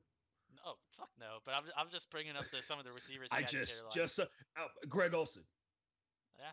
It would be that's what I'm talking about. That's what I mean. Like that's the situation that Cam would be in. He would be in the best offensive position he's ever been in for sure. And Chris Carson has some good receiving ability as well, so it'd be a totally different thing. But yeah, no, there's very high likelihood they would not have the wins that they have if they did not have Russell Wilson playing basically near perfect for the first half of the season. So they've had two rough games. It credits to his MVP candidacy, I guess we could call it. We move on. Ashton, you already teased it. You ready to laugh at the Chargers? On 3? All right, everybody. Everybody sitting at home. 3, 2, 1. The fucking Los Angeles Chargers, uh, dude. Raiders 31, Chargers 26. I don't know if Frosty is in the chat right now, but if he is, he would be sitting in here gloating at the fact that he won $100 on a $15 free bet because oh I man. think he went Ravens to cover the spread. Um, the well, I wish he was here so he could tell me what his bet. It was a three-way parlay. It was Bills Seahawks points, total points, Ravens to cover the spread, and then uh, Raiders straight up. I think those were his three. And it came down to that last play, Ashton. And for a second, live, you saw the touchdown pass. You saw him go to the. Here's the other thing.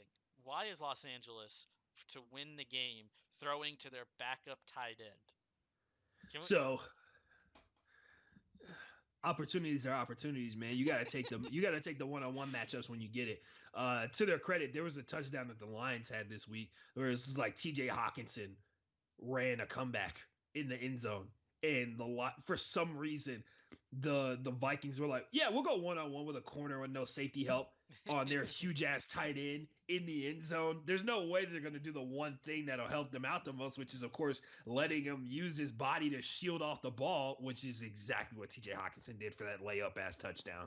So, yeah, it's questionable at best as to why that was the case. But do not question John Gruden. He moves in mysterious ways. Yeah, so they threw the touch. It was called a touchdown on the field. They reviewed it.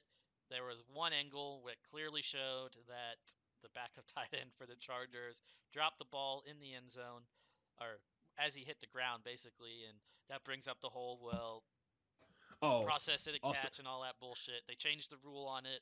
You still have to maintain possession as you go to the ground. You no longer have to complete the process of the catch. You just have to maintain control as you go to the ground. to his credit, there is a dope ass photo of him making that catch. And I want to say it wasn't Jonathan Abrams. It wasn't Jonathan Abrams in coverage. It was No, somebody else. it was a. I can pull it up. It was It number was 31 for the Raiders, I think. He was in coverage and his hand was perfectly in between the tight end Isaiah and Johnson. Isaiah Johnson. The tight end had his hands around the ball, and Isaiah Johnson's hand was right down the middle. And if I saw that, like while the play was going on live, I'd be like, he pulled that ball out. Like, I don't know what y'all talking about. Because his hand was right down the middle. And basically, as soon as that tight end came down with the ball, his arm was right in between it. And that was, to me, I was like, I'm surprised he didn't intercept that by ripping it out of his hands on the way down to the ground. Because he had his hands in perfect position. If you give me a second, Ashton, I can actually pull it up for the people that are tuned in and watching on Twitch and YouTube. Just one of the reasons to tune in on Twitch, y'all. Shout out. Just don't tell the NFL that we're using images or whatever. No, it's on ESPN. This picture is from Alex Gallardo of the AP. If you just give me 1 second, just so we can give a little visual representation. I'll talk about this game as a whole. So we basically, if you didn't hear it on Thursday, we picked the Raiders because we know that the Chargers are. I mean, at this point, Martin, it's flawless. It's an art form. what the Chargers are doing is art, like I've never witnessed before. And at some point, guys, and I think the point is now, we collectively as a society, the jokes are over. Now, like Martin said, the Bills are a boring team to watch. The Chargers are doing some shit that I've never seen before done by a football team in the NFL. And we need to appreciate it because I don't think we're ever going to see stuff like this ever again. Although I say that, and I feel like I said the same thing last year when they had Phillip Rivers and the Chargers were still losing games in the final seconds of the fourth quarter. So, Justin Herbert, Phillip Rivers 2.0, the ghost of Phillip Rivers still haunts the Chargers facilities. Also, starts to beg the question of, is it the players on the field? Is it even the coaching staff? Maybe just we mentioned it already. Maybe they're just cursed. Yeah, maybe they're just cursed. I think it's time. You know what, Martin? I think it's time. I think it's time to get the shovel. It's time to get the shovel and bury the football. The ultimate The ultimate turning the page move of burying the football. We bury the first half of the season and we never speak of it again. Yeah. But See, I I don't thought even you were think gonna that. go with get the shovel and move on back to San Diego, but that would literally be the same thing because they fucking did that when Philip Rivers was there. Just It doesn't find matter. ways to lose, man. Like, There's mythic. There's myth. Martin, it's different. There's something that's been done. There's something that's been cursed about the LA Chargers, the San Diego Chargers, whatever they may be. By the way, everybody was just jizzing their pants over how dope they look in those uniforms. mhm. By the also this too, Martin. They look like I said when we looked at the uniforms, they look way better when they're actually on the players and they're on the field than they did in those promo photos, which is bad because that means the people doing the promo photos did a terrible job. Yep. So shout out to all those photographers and everything, but maybe it's just hard to capture just how dope those navy blue uniforms are when they're not out there playing. Also, I ain't never seen a team look so swagged out to cry into their uniforms at the end of the game because at a certain point you can look great, but I bet you they'd wear those candy ass uniforms the Miami Dolphins have um, Oh, by to just get a win. you want to To bring up just get a uniforms? You want to bring up uniforms and the Dolphins? Have you seen what they are wearing this coming week? yeah. It's the They're throwbacks. throwing It's it the throw. back, baby. I can't It's wait to the see it. it's the throwback uniforms. Oh, wait. Oh, shit. I just noticed something, Ashton. We got a new follower a couple of minutes ago. Plateau, thank you for following the Broke Boy Sports podcast on here on Twitch. We are about halfway through breaking down week 9 of the NFL season, talking about the Raiders and Chargers. Thank you for that follow. I did not see it pop up immediately, but I'm just seeing it right now. Um, but yeah, The Ashton. means we need to speed it up Huh? from Martin's perspective. When Martin says that means we need to speed it up. Well, I no, think. it's because I'm trying to currently drag one. It won't. I'm struggling over here, Ashton. I was trying to get a tab from my bottom monitor to my top monitor, and my computer was literally refusing to let me move from one monitor to the other. So in this game, before we move on to the next Oh, by the laughing stock. way, I was gonna say give a shout out to our guy Plateau. He's actually a professional COD player. So Oh, nice. he's a Quidditch player that I know named Riley Andrews. So shout out to him. He is a professional COD player. He plays on a competitive team. So follow him. He just told me he streams every day from 4:30 to 6:30 Central. So check him out if Hell you're a yeah. Call of Duty person. If you're a Call of Duty person on Twitch. Moving on, we're done making fun of the Chargers. Hold on. Just so we all are on the same page, the Chargers had more time of possession by almost 10 minutes, more yards by 120, more Martin, first downs, 10. Martin, Huh. you're just being mean. We don't need to rub it in. Oh, We know what happened. We know what happened. They played better and they still lost. yeah. They They were the had better one team. less drive. That's what I'm They trying to they were get the at. better. The Chargers were the better. They're always the better team. They just lost. Yeah. Let that be a lesson. Let that be a lesson to the youngsters out there. Being the better team doesn't matter. Just like we talk about defensive stats all the time, you can have 1,000,000,001 sacks and still get smoked by 30 points. That happens. Yeah. That's not how the game goes. It's about the score. It's about the scoreboard. And the Raiders came out there and they played their game. The Chargers were the better team and they still lost. That's the nature of life. Let that be a life lesson for everybody. Moving on to other life lessons. Yeah. Kids, the Steelers played the Cowboys 24-19. And this is the definition of bad win in the dictionary. This is a bad win. This is an embarrassing win, Ashton. This is bad win, everybody. Here's the thing.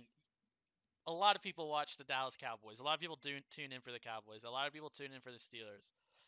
I would be willing to bet as this game wore on, more people tuned in because there was the text messages. The Cowboys are doing it. The Cowboys are doing it. They're beating the undefeated Pittsburgh Steelers with Garrett Gilbert at quarterback. It was in a group chat that I'm a part of, Ashton. People had to be like, Garrett Gilbert. What? I know that name from somewhere. I remember that name. Just like Cooper Rush. Cooper Rush and Garrett Gilbert had the same, in my mind, of the file cabinet of players in the NFL. Cooper Rush and Garrett Gilbert are like right next to each other, and I have to blow the dust off the information that I know about both of those guys to actually be like, oh yeah, I used to make fun of Garrett Gilbert because we knew he was bad, like from day one. So anyway, Garrett Gilbert making a comeback, ladies and gentlemen. 2020 is his year, which is the most 2020 thing of all time.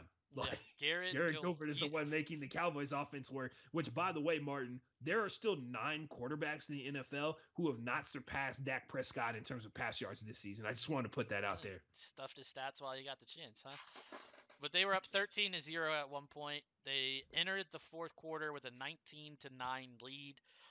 If you watch this game from start to finish, the Cowboys were bringing out the little bag of tricks. The old, you can go back and watch the replay. I'm sure someone's posted it somewhere. The punt return, the one of the guys on, let's just say, the left-hand side of the field, because the punt was going left to right. So at the bottom of the screen, you can see him. He pretends to get injured as he's running back, and then runs a few yards behind the return man on the opposite end of the field. Return man catches it, turns, throws it to the guy that fakes injury, and he just takes off down the field.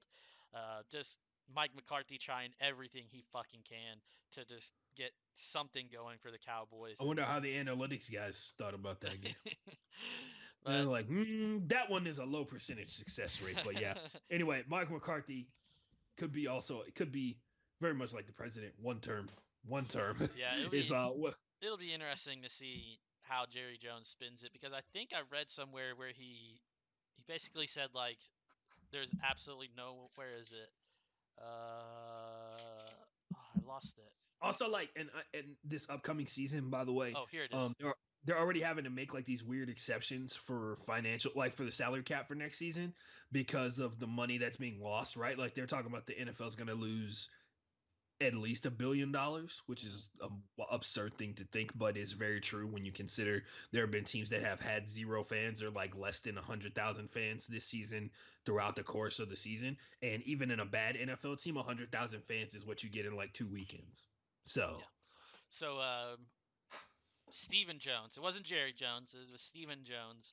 who's even more influential in the team? He's Yeah. like the president of the. He's Executive. like president of football. Yeah. Actually, Executive Vice President Stephen Jones was asked, "Is there any possibility about firing Mike McCarthy?"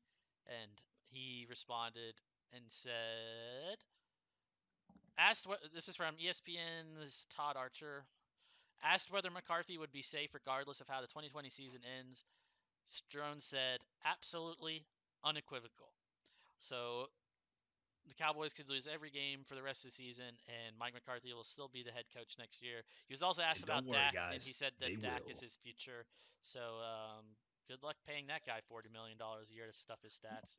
Yeah, shout out to Garrett Gilbert for dropping the price a little bit. Also, like Martin has this thing where he thinks if he keeps saying that Dak Prescott was stuffing his stats without context to the situation, eventually people will think it's true. And I'll just reiterate: the Cowboys are on a pace for one of the worst defenses, not just past defenses, one of the worst defenses to ever play NFL football.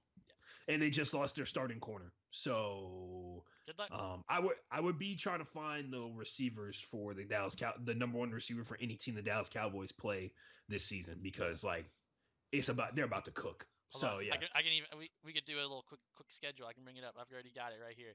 Vikings get Justin Jefferson. Trade your whole fucking team for Justin Jefferson. Then they get Washington. Trade your entire team the next week Terry McLaurin for Terry McLaurin. F1. Then they got the Ravens. So who the fuck knows? I mean, Oh, maybe Mark got Andrews. this one. I know what the deal with this one is. This is one you don't see it coming. It's Jack Doyle. Yeah, Plays for the didn't think Ravens? about that, did you? Jack Doyle. He plays for the Colts. Who am I? Is it Mark Andrews? Boyle? No, it's the other tight end for the Ravens. It's Jack Doyle, right? No, Jack Doyle plays for the Didn't Colts. we do this 2 weeks ago? Didn't we do this 2 weeks ago where I thought Jack Doyle played for the Ravens and he plays for the Colts? Look it up. Look it up right now. No, I know he plays for the Colts. It's Boyle. Nick Boyle. See, Nick Boyle, Jack Doyle, same thing. See, we're gonna do that. That's 2 weeks in a row where I've made the same mistake about both of those are good tight ends. But Nick Boyle is the one who's, by the way, Mark Andrews having a scary amount of drops this year that nobody's talking about. But so get I guess somebody from the Ravens. It's we're Nick gonna Boyle. We're gonna talk to the Ravens about the next game, and I am mad. Ash, I'm disappointed in myself. But anyways, the Bengals Get any of the T. fucking Higgins. T. T. Higgins, Tyler Higgins. Boyd, even fucking AJ Green will probably go off for 100 against the Cowboys. The 49ers, who knows if Oh wait. Debo, Oh hey. It's either Debo or Ayuk. yeah, Brandon Ayuk. yeah, I feel like it's Ayuk type situation if he plays. Which by the way, they're all supposed to be back now. I think so. Debo was hurt with like a hamstring strain, but everybody else got sat down because of COVID. Yeah, Because they were all close to Aiken, right? yep, Or Bourne. Yeah, yeah, born. The Kendrick Eagles, Bourne. Eagles, you can get any Eagles wide receiver, and they'll probably do well against the Dallas. And then the Giants, so get Sterling Shepard or Golden Tate or Or Evan Ingram Darius Slayton. or It's Darius Darius Slayton. Slayton. Yeah. So Darius Slayton is the go one you ahead. want. Those are the wide receivers that you want to focus on right now if you're looking at trades in your fantasy football league. Say something nice about the Cowboys. Ashton Garrett Gilbert didn't look that bad, to be completely honest. Hey, say something nice about the Cowboys. Their defense only gave up 24 points. There you go. They Like, no matter, remember, kids, we just talked about that, right? Like, no matter how many yards you give up, it only matters how many points you give up. They don't give you points for number of yards you get. yeah. So yeah. By the way, at some point we're gonna have to talk about Ben Roethlisberger and what's been going on, and nobody really saying anything about What it. his two knee the whole did he if there has there ever been a quarterback that like comes to mind about like just milking injuries for all it's worth in Ben I mean, Ben Roethlisberger? Roethlisberger's on. Like, Ben Roethlisberger is on. Like, he's like, this is it. This is his masterpiece. Hmm. He's got both knees that were hurt during the game, and now he's sequestered from the team because of proximity to a person who had COVID, which was Vance McDonald, the tight end, who I Who totally played with a forgot, positive test on Friday, which didn't make sense. which would make him the third player to Oh do wait, no, that in he the was NFL. sick on Friday. He was sick on Yes, Friday, he was then sick and he tested still played. positive. Yeah. He's the third player to do that in the NFL, by the way, in the past 2 weeks. We don't need to talk about it. Was Marlon Humphrey, and then who else played the Ravens? Oh, Emmanuel Sanders showed up to practice sick. I forgot about that. He showed up to practice after knowing that his wife could no longer smell or taste. So yeah, moving on. So next game on He the caught a list. touchdown. He caught a touchdown on Sunday. Yeah, he did. But yeah, moving on. At some point, we need to talk about Ben Roethlisberger and how things are. They may be winning, but Ben Roethlisberger looks old, very Ooh. old. Ooh, Moving on. how dare you say that again about a dude that's like 40 years old. Anyways, Baltimore Ravens 24, Indianapolis Colts 10. Oh, Ashton, nice. He said, there we go, 24-10 here. So I'll take it from the top here. Just like we suspected, Martin, the Colts are frauds. They played against a team that might be the gatekeeper for the elite teams in the NFL. yep. Like if you can't beat the Ravens, you can't beat any of the, which we say that and we know that any given Sunday anybody can beat anybody in the NFL, and that's the beauty of Yeah, look at the this sport. fucking Raiders. Yes, exactly. But they're like the gatekeeper of the elite teams because they have been. By the way, the Ravens look like they ran a totally different offense than they did the week before versus the Steelers, and that is something that's pretty impressive that they have that kind of versatility in their game, and especially considering they have their quote unquote starting running back out in Mark Ingram who's hurt. But they had Gus Edwards and J.K. Dobbins do their thing, man. 24-10. The Colts did not score in the second half of this game. Yep. So Completely shut out.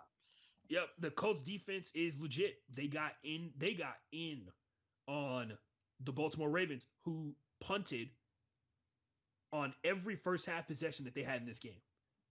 Every possession in the first half of the game, they punted. So they were down 10-0 going into halftime. Second half possessions, they have 5 in total, 2 of them for touchdowns. One was for a field goal, one they punted on, the other one was a fumble at the Colts 7-yard line. Yeah. So they were on a whole different thing. They were day and night from first half to second half. And the Ravens leaned heavily on the option read. They had 36 rush attempts to 23 pass attempts. So that just tells you everything you need to know. And also, in case you forgot, that was not from the year 1982. That was from the year of our Lord 2020 that they had 36 rush attempts to 23 pass attempts in an NFL football game. But yeah, the D line was destroying their offensive line, and as we've known for quite some time, the guard play for the Ravens is struggling. They lost a Hall of Famer just a year ago, and Marshall Yonda, even if they could trick him into coming back again, because he retired because he had just too many fucking injuries, right? He had to get surgery like 4 years in a row or something like that, and he's lost 70 pounds. So ain't no way he's coming back anytime soon. Nope. Anyway, They had that. They only had 2 sacks, which, by the way, does not indicate how much pressure they put on Lamar Jackson because they had multiple times where they sacked Lamar Jackson and he gained 1 yard because he got sacked at the line of scrimmage and he fell forward for one. So that is a sneaky thing where the box score does not tell you that. But yeah, the Colts were sketchy at best on offense. They have 4 punts. They had 12 drives in this game, and this is how they all broke down: 4 punts, 1 interception, one fumble recovery. So the Ravens defense recovered a fumble. They had 2 turnover on downs, 1 touchdown, and 1 field goal. Yeah, that fumble recovery that got returned for a touchdown, Ashton, was one of the greatest plays this season because for those that missed the game, go as soon as you can after listening to the pod, or if you're on your phone right now, go ahead and look up the tackle attempt from Philip Rivers, or was it the interception? Is either the interception or the fumble that got taken It returned? was It was the fumble. no, it was the fumble. It was Jonathan Taylor who, by the way, had a touchdown in that game. He had the one rushing touchdown in that entire game, and then when he fumbled, they pulled him out, which of course is brilliant for the mental psyche of a young player. Anyway, moving on. But so yeah, Philip Rivers, he's a memer. There's no doubt about it. If he was born about 10 years later, if he was Ashton and I's age, he would be one of the memers on Twitter that just posts memes because he goes to make it. He's running at Philip Rivers' speed, which is not very fast, at the guy that is taking the fumble back to the house. Falls over backwards, flails as he's going down, hits the ground as the who is it? Chuck Clark is who got the fumble return for a touchdown. Chuck Clark jumps over him. His hands, his being Philip Rivers, kind of just go up and just try. It was the most least amount of effort you've ever seen. The effort America made to stop COVID-19 from ravaging Oh my God! this country. That was it. Some It of was the like memes just going America, over.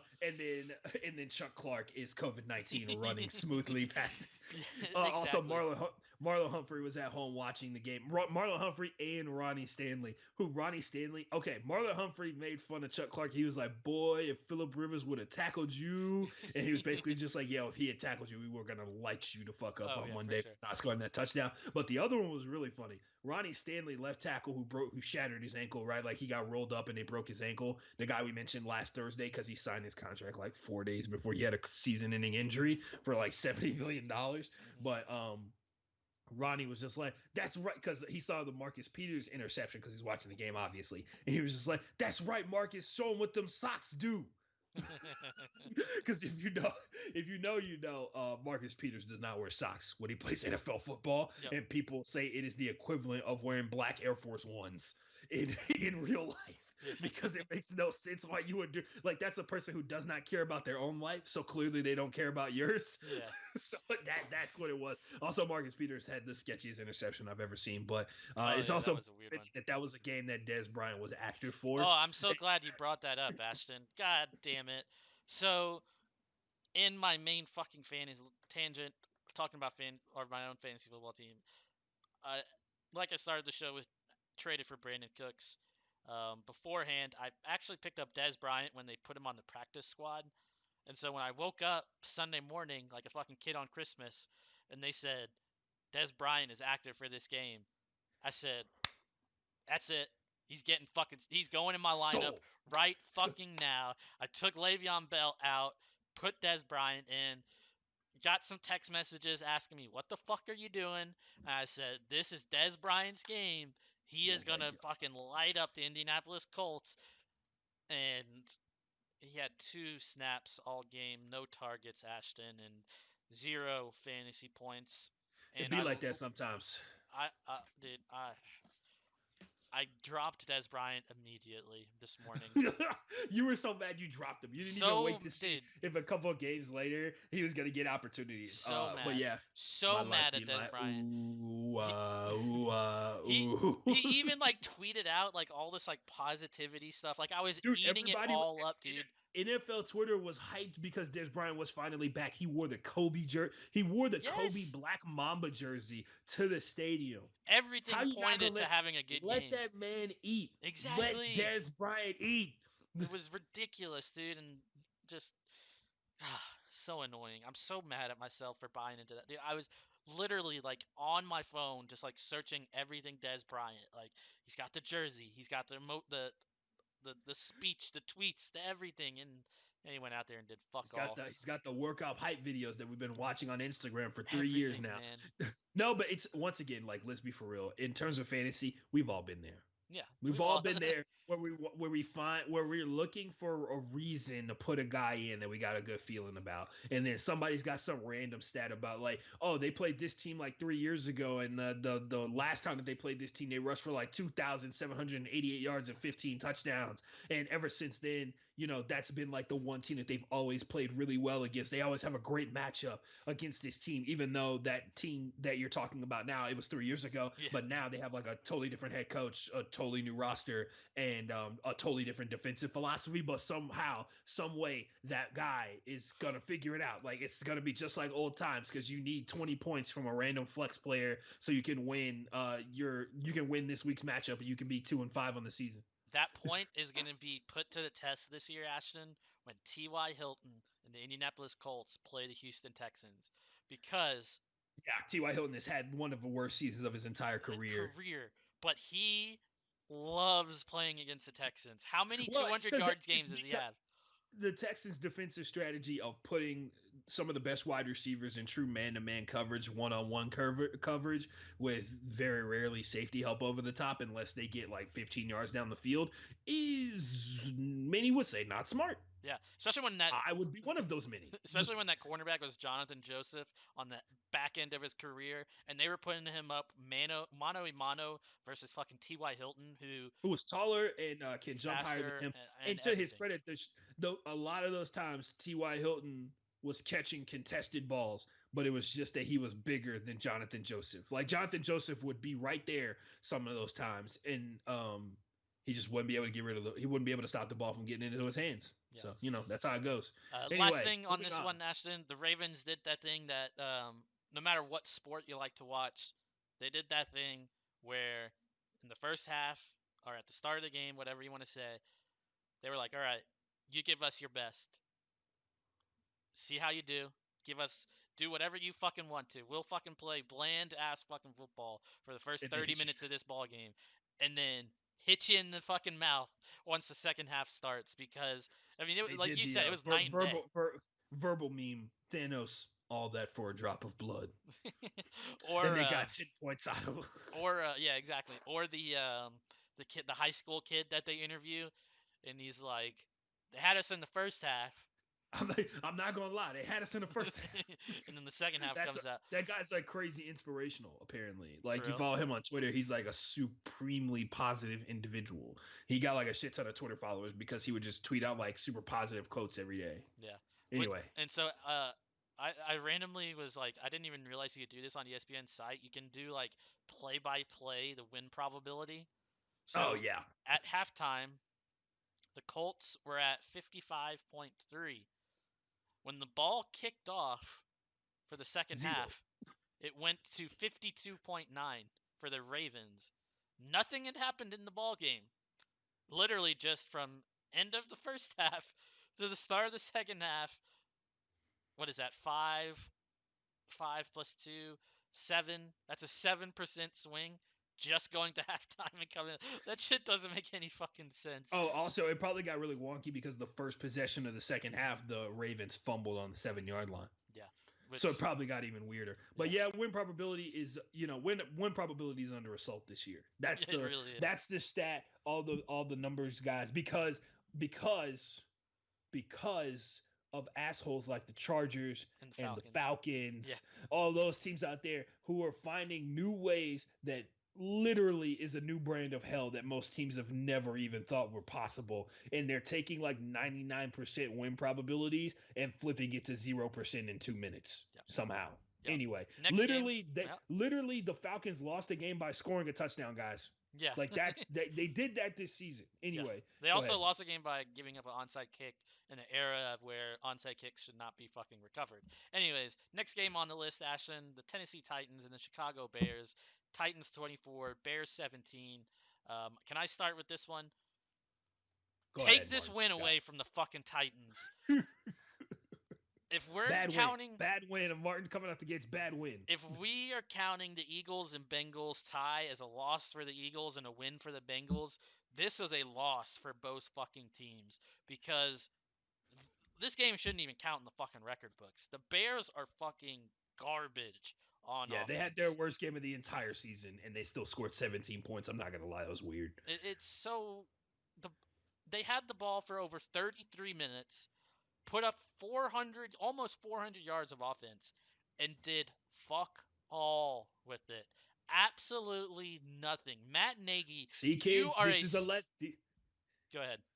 I was gonna say, see, kids, this is the lessons we're trying to impart upon you. We're the old guys, where it's like, yeah, you can have like literally 1,000 yards and score 17 points and lose the game. Yeah. It's very easy. The Bears have made it very possible. But go ahead, Martin. You're about to say something. Martin's about to drop some truths about you guys, and at this point, it's like Matt Nagy's getting fired at the end of the season. Dude, Matt Nagy is a special type of bad. And I feel sorry for the any members of the Bears defense, any person that considers themselves a Chicago Bears fan. You have one of the worst offensive minds I can remember in recent memory. That guy is so bad at calling offensive plays. It's unreal. I used to think it was a Mitch Trubisky special when the Bears would go 0-0-0 and then score a couple of points in the fourth quarter. We can't blame it on Mitch Trubisky anymore. It's a Matt Nagy problem. The fact that you go 3 quarters putting up 0 points, yet you have the ball for 33 fucking minutes and almost 400 yards of offense, and you don't ever put a point, not even a fucking field goal on the board, bro. I will point this out.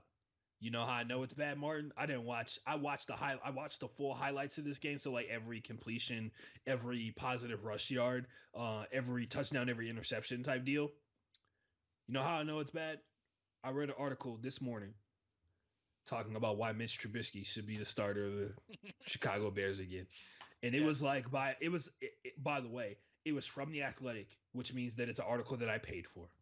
So I paid to read somebody try and tell me why Mitch Trubisky should be starting for the Chicago Bears again. Because they were like, yeah, man, it was, it's bad right now, but it was like less bad. It was still bad, but it was less bad when Mitchell Trubisky was in here. And I was like, y'all are funny if y'all don't think this is over. Like, yeah. And of course, they're coming off a week where they lost their entire offensive line the week before, and what is left of their offensive line came back this week. They're heavily injured. They have one of the best defenses in the NFL, and they're basically doing what the Chicago Bears have done um, forever. Like the Chicago Bears have always been a great defensive team, shit offense. And Yeah, to even their when they went to credit, the fucking Super Bowl with Rex yeah, I was Grossman. gonna say, to their credit, Rex Grossman, they literally took the greatest Bears team of all time. Like what we believe the Bears are, the best version of that made it to the Super Bowl to lose to not to the Indianapolis Colts. And if you listen to Pardon My Take, they've been making this joke for weeks, and it's true. All they're missing is Devin Hester. And they'll be one of the best Bears team of all time. So anyway, moving on. Well, hold on. Matt Nagy, yeah. I just want to hammer the fucking nail in the coffin. That is the Chicago Bears offense. This is their drive summary from the fucking the football from the entire game. 6 plays, 41 yards, turned the ball over on downs. 3 plays for 7 yards, punt. 3 plays for 4 yards, punt. 3 plays for 2 yards, punt. 7 plays, 23 yards, punt. 4 plays, 15 yards, punt. 3 plays, half ended. They went for -2 yards. 5 plays to start the second half. 5 plays, 31 yards, punt. 9 plays, 36 yards, and Tennessee returned the ball, a fumble for a touchdown. The next drive, 15 plays for 63 yards. They got a field goal. 9 plays for 75 yards, touchdown. 1 play, fumble after 4 yards. Their last drive of the game was an 8 play, 80 yards, and a touchdown in 58 seconds. Fun. Tell me where, like, there's no positive any. I mean, how do you go 8 plays in 80 yards in under a minute after doing all of that earlier in the game? How? It doesn't make sense. There's only one person I can ask, because they basically had the same exact game as probably Philip Rivers and the Colts. They basically did the same thing the Bears did, because the Colts had one drive over 5 minutes and two drives that lasted longer than 10 plays. So moving Yep, on, we've got a couple. back We from got I think 5 games left here, Ashton. one Um, one bad win. Oh, sorry, that was a bad win for the Titans. This is a good win for the Saints. yeah, and they Martin. sweep the Tampa Bay Buccaneers in the regular season. In both games, they've kind of handled it. I wouldn't say the first one was a blowout, but both games, the New Orleans Saints have kind of, shall I say, marched all over the Buccaneers. Yeah, they pulled away, and it seemed like there was certain points where like every time that they played the Buccaneers have been up against the wall, and they've been trying to force their way back into the game. And the Saints defense, unlike any other game they've played this year, Martin, is just like nope. Like the only time that the Saints defense has been locked down is when they play one of the best teams in the NFL, and maybe just maybe that's championship caliber stuff, baby. Also, matchups are very important, and the Saints match up very, very well with the Buccaneers. In case you haven't noticed, Yeah, Saints 38, Buccaneers 3. one of the was it? Jeez, Didn't someone say it's the worst loss in Tom Brady's career? yeah, it's one of his worst performances and the worst loss in his entire NFL career. So I guess the power rankings flipped because now it was more Bill Belichick than it was Tom Brady because Bill Belichick beat the Jets on Monday and Tom Brady got smoked by the Saints. That's how that works, right? That's exactly how that works. Like week to week, we're always talking about like it's more Bill Belichick than it was Tom Brady, depending upon who loses and wins that week. Yeah, I mean, just looking at some of the Like stats of this game, dude. Like total 11 was yards. it 12 different people caught a pass in Yeah, this the game? only person that didn't catch a pass was a Wow. eligible offensive lineman for the Saints. Like that. That's how many. Well, I mean, hold So on. now they're One, just being two, now they're three, being four, I don't five, like it. six, They're seven, being mean to the offensive lineman. I hate that. 12 Get the different get the people. get the O lineman in the mix. I don't like that. Get on that, Sean Payton. Give me some of those weird plays like the Chiefs run where Yeah. they have a naked backside on one end on a double tight end formation and they make you have an offensive lineman run an out route. I want to see that next game. Get on it. Ashton, if you could guess who had the most rushing yards for the Saints in this game, who would you pick? Taysom Hill. Yep. Yeah. 7 carries for 54 yards. Yeah. This guy. Because Alvin Kamara's got a different job, guys. Once again, apparently the Exactly. Saints don't know. The Saints don't know that their number one running back does not mean number one wide receiver. So, but yeah, it was the most complete game the Saints have played all season. So hmm naturally, next week they're going to lose by 20. Yeah. Who do they play next week? Let's see. Oh, Is it the Falcons? is it? It so 49ers. so. They By play the the way, Falcons now the week after that. Or we're 2 weeks. getting to the point. We're getting to the point now, Martin, where people are going to be playing sandwich divisional games. hmm So they'll either be playing the same team twice within 3 games, or they'll play two divisional teams, which is actually way worse. Playing two different divisional teams within 3 games is way worse than playing the same divisional team twice within 3 weeks. Um, but yeah, now we're getting to the point where multiple teams are going to be like division game, random team that's kind of good for the most part from what I've seen, it's a team that's better than the team that's in the sandwich. And then you play a divisional opponent. So like some of these teams could be easily on like 1-3, 2-1 streaks or 1-2 streaks here pretty soon. And we're is getting. I mean, whether y'all want to believe it or not, it's week 9. They running out of weeks. They're running out of weeks to play football, man. Also, if regular season games get canceled, they approved that there will be 8 teams per conference in the playoffs.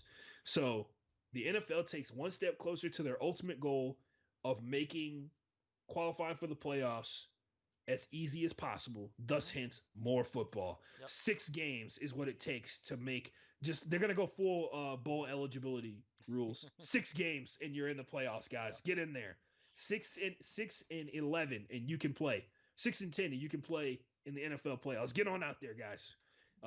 You got anything to actually say about this game, Martin? Other No. than I they mean, I could go on and on by the about way, the Saints pressure was fucking insane. Saint. I could go The on and on. pressure. Yeah, on and on about the fantasy implications of this game and the fact that I needed Tom Brady and Mike Evans to have their worst career games and have 0 catches, and for Tom Brady to actually have his worst game of his career for me to even have a shot in my fantasy league. but I also had fucking Ronald Jones, who got benched in the second half for no fucking reason besides the fact that they were losing by so much. Like, I don't think he saw a single snap in the second half. Yeah, And that's two yeah. games in a row. The first game was because of a fumble. He didn't fumble in this game. He just didn't fucking get a snap. Yeah, Leonard Fournette came in and played. It So was fucking dumb. Anyway, all right, we move on. Packers 34, 49ers 17. This is on Thursday Night Thursday Night Football. Football. Yep. Yeah. Um, this one for me, I don't really have a lot to say about it. The Packers were methodical. They have been all season. Matt LaFleur knows his offense's strengths and weaknesses, and he works and calls those plays to a fucking T. He knows that he's got Devontae Adams, and that is fucking it. And he's got Adam Jones, and that's fucking it. And just says Aaron Rodgers. All right, Robert look, Tanyan. Robert Tanyan. I guess, or yeah, sure. He literally probably goes into Aaron Rodgers' ear and like doesn't even tell him to play. He just tells him like what the defense has put out on the field and lets Aaron Rodgers be like, all right, we're running the ball here, we're passing the ball here, and Which is what Aaron Rodgers has always wanted. exactly. That's why Mike McCarthy got in the way of the brilliant mind that is offensive coordinator Aaron Rodgers one too many times, and now he's sent to football hell coaching the Dallas Cowboys, being on the biggest stage in all of the NFL with one of the worst teams in football. So, which is the equivalent of football hell. Let's go there. So my breakdown, I got the Packers, like Martin said, they are masterful at finding ways to get Devontae Adams that football. They're like, don't care. We can have a magician come out there, put a curtain over the top of him, wave his wand, and a puff of smoke will come out, and we will snap the ball, and Devontae Adams will be in the end zone. Their pass offense is literally the most one-dimensional pass offense I've ever seen, and it is working like so well. He had 178 yards, which is only the second most yards he's had this entire season because he had 195 versus the Houston Texans when they tried to go one-on-one with Devontae Adams. The pain is the pain is real when you think you have guys who are good enough to hang with Devontae Adams, and you're wrong. He's too big. He's too quick. Also, every corner I saw Xavier Rhodes, who's one of the best corners in the NFL right now, one of the best interceptors of the football. He says that Devontae Adams is the most improved wide receiver he's seen in the entire NFL. He says that Devontae Adams has gained the ability to make every single route look exactly the same until it doesn't, which is, of course, the most difficult thing to defend about any wide receiver. Here's how one-dimensional the pass offense for the Packers is. Devontae Adams has 53 catches on the season. Nobody else on the Packers has more than 24. Devontae Adams, has 28% of the receptions, more than a fourth of the catches of the passes thrown by the Packers this entire year. It's wild. I want to know what like some of the high because obviously like DeAndre Hopkins is probably up there, but what are like the higher like single receiver percentage catches like receptions? Like in terms of like if you put so basically that stat that I just said is I did the math of like how many catches he has in comparison to how many completions have been thrown by Aaron Rodgers or by the entire Packers offense. So you like what that pie chart looks like is a bunch of space for Devontae Adams, a good chunk of space for Aaron Jones, and a good chunk of space for Robert Tonyan, and a very small sliver for literally 8 other dudes on the team. Yeah. Like a sliver that's like this big for every other wide receiver, tight end, and running back on the team. So also, did you notice that they didn't play Aaron Jones vast majority of that game? They played Aaron Jones for like he played for like 3 drives, and then he went out and they put in a rookie, and then they had Aaron Jones come in at the end of the game to take the knees. Mm-hmm. By the way, we forgot to mention Jameis took the knees in that Saints game. Which because they don't want the negative rushing yards going on their amazing quarterbacks. Also, side note, just wanted to point out, I was kind of hoping that they would let Jameis throw it, and I couldn't tell if I wanted a touchdown or an interception. I was like, just one more time. Just let him throw one more pick six. Just one more time for old time's sakes. Anyway, or if I wanted a touchdown for the ultimate revenge game in a game where it was already decided a long time ago because they scored 1 touchdown in the second half of that game because at halftime it was 31-0. Shout out to Sean Payton for finding a way to milk every second of that clock in the second half to make sure that they didn't come back and win. But anyway, I move on to the 49ers. And if you've been paying attention to the show, every single week I explained to you how the 49ers are worse than they were the week before. And a lot of it is around their injuries. We talked about George Kittle. We talked about Jimmy G, which George Kittle says that he's coming back soon. I don't even know how that's supposed to work, but George Kittle does what George Kittle wants to do. This new brand of hell they have this week, and I read this in an article by The Athletic, they are running out of cap space for bringing players up from the practice squad. They have $1.8 million in cap space this year, and they can they have to sign anyone they bring up to the practice squad if they are a vet, which they have been bringing up veterans because I think they brought up like Jonathan Sifrion, who used to play for the Packers, and they're like, yeah, you're signing for vet minimum, which luckily because we'll give we're you 15 an hour. Yeah, they would love to be able to do that if the 49ers are running out of cap space to bring practice squad players up to the full squad permanently. So they need people to stop getting hurt. The new rule for the team is nobody gets hurt and nobody gets sick.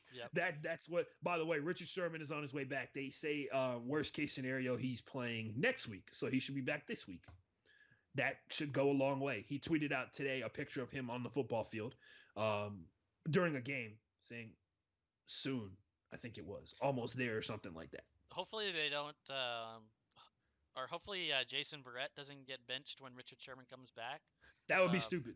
Well, yeah, it'd be stupid. He's the best corner on the team. Well, yeah, that, and it would be two dread-headed brothers playing on each side of the field. You know what I'm saying? Richard Sherman and his dreads, and then Jason Verrett and his dreads. You wouldn't be knowing. It would throw the quarterbacks off a little bit. You know what I'm saying? Like, am I throwing Richard Sherman? Just like we've all feared, Richard Sherman is everywhere, everybody. Actually, it's a lot worse because the other one is Jason Verrett, who actually has the sticky fingers. Yep. Richard Sherman is not about the INTs. He's about swatting the ball down. He's about, like, your guy doesn't even get a chance to get at the ball. Jason Verrett, on the other hand, will give you hope and then take it away in the most embarrassing way possible because he has like a 43-inch vertical. Yeah, so it's insane. His catch radius is gigantic. Anyway, I just wanted to point out like just the type of hell the 49ers are in because like I said, they're running out of cap space to sign practice squad players. Yeah, that's all I got. I already talked about the Packers. The 49ers, it may be time to start time to start thinking about what draft pick you want in the 2021, the next draft, and figuring out ways to get that exact draft pick, if you know what I'm saying. It might be time to start looking ahead here, guys. Also, at this point, the wild part is they're still kind of in the mix for a playoff spot. Depends on what happens to these other teams, but they're kind of in the mix for like one of those wild card spots. A little bit depends on what happens. Yeah, I mean, yeah, there's only so you can only squeeze so much out of Nick Mullins and only squeeze so much out of CJ Beathard until they start being a reason that you lose games. Yeah. So moving on to another embarrassing game. Actually, not embarrassing. This is a divisional game, and the Lions apparently have a bad defense. I don't know if anybody knew that or not. Their defense is garbage. The Vikings abused the Lions. It's 34-20. The Vikings abused the Lions with misdirection. By the way, they are doing all the flash. They are pulling out all the stops. Like if Kirk Cousins, it would be something. Like at some point, Kirk Cousins is taking his helmet off, reaching in there and pulling out a rabbit, and then they're going to snap the ball to distract the defense because they were moving Irv Smith. They moved Kyle Rudolph from one side to the other. They were having fullbacks in motion. They had Kirk Cousins in the pistol formation, which I personally think should only be reserved for actual athletes. So Kirk Cousins should not be in pistol formation. By the way, did you notice the kind of cleats that Phillip Rivers wears? I know this is random, but Kirk Cousins makes me think so. Phillip Rivers. He wears like those no spike rubbery kind of cleats, like the indoor cleats. That's the kind of cleats he wears. Huh. Never noticed. Which of course is probably why he fell down. You guys are so dumb. Just saying. Anyway, just wanted to put that out there. For some reason, Kirk Cousins makes me think of other quarterbacks like Phillip Rivers and Alex Smith. Anyway, moving on. The Vikings were able to make big offensive plays. Sorry, my bad, Martin. Let me correct myself here. Dalvin Cook was able to make really big plays. He had 167 yards after contact, and I think he had 205 rushing yards when this game was all over with. He also has enough. He almost has enough yards in the past 2 weeks to be the number one rusher in the NFL Yeah. combined together. So the Vikings had 275 rushing yards altogether. Alexander Madison tipped in a little bit there. Alexander Hamilton. I was just about Hamilton, to say just you you said that in wait. such a Hamilton like a That's exactly what I was going for. Alexander Madison. And it isn't Alexander Madison like an actual like historical figure? Anyway, somebody look that up. Hit me up on Twitter at FB_playbook. Kirk Cousins was there. He showed up. He had his uniform on. He had his helmet on. He completed a bunch of wide open passes. His longest pass down the field was 35 yards, and that was to Kyle Rudolph. Justin Jefferson got open a couple times, but when you're killing them, what's the point of going out there and making Kirk Cousins look bad? So, other than that, Malcolm Gladney, who is from cornerback from TCU, if I'm not mistaken, I think TCU. He's also from Texas. Malcolm Gladney had his best game of the entire season in this game. Yeah, he had like a 92 PFF rating. He also had like 3 passes swatted down or something like that. So that was a killer game for him. He's a rookie, and Mike Zimmer's obsession with defensive backs pays off because it looks like they may have gotten a good one there.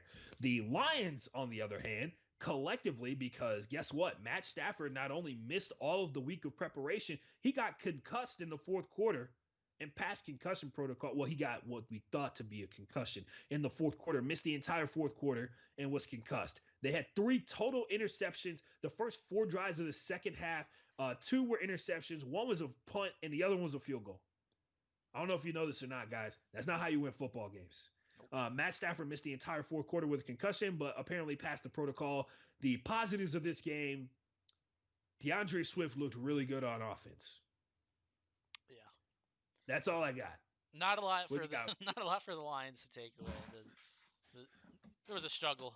The struggle bus was chugging along for because gotta remember Matthew Stafford, which was weird because at first it looked like he didn't miss a beat, but he didn't.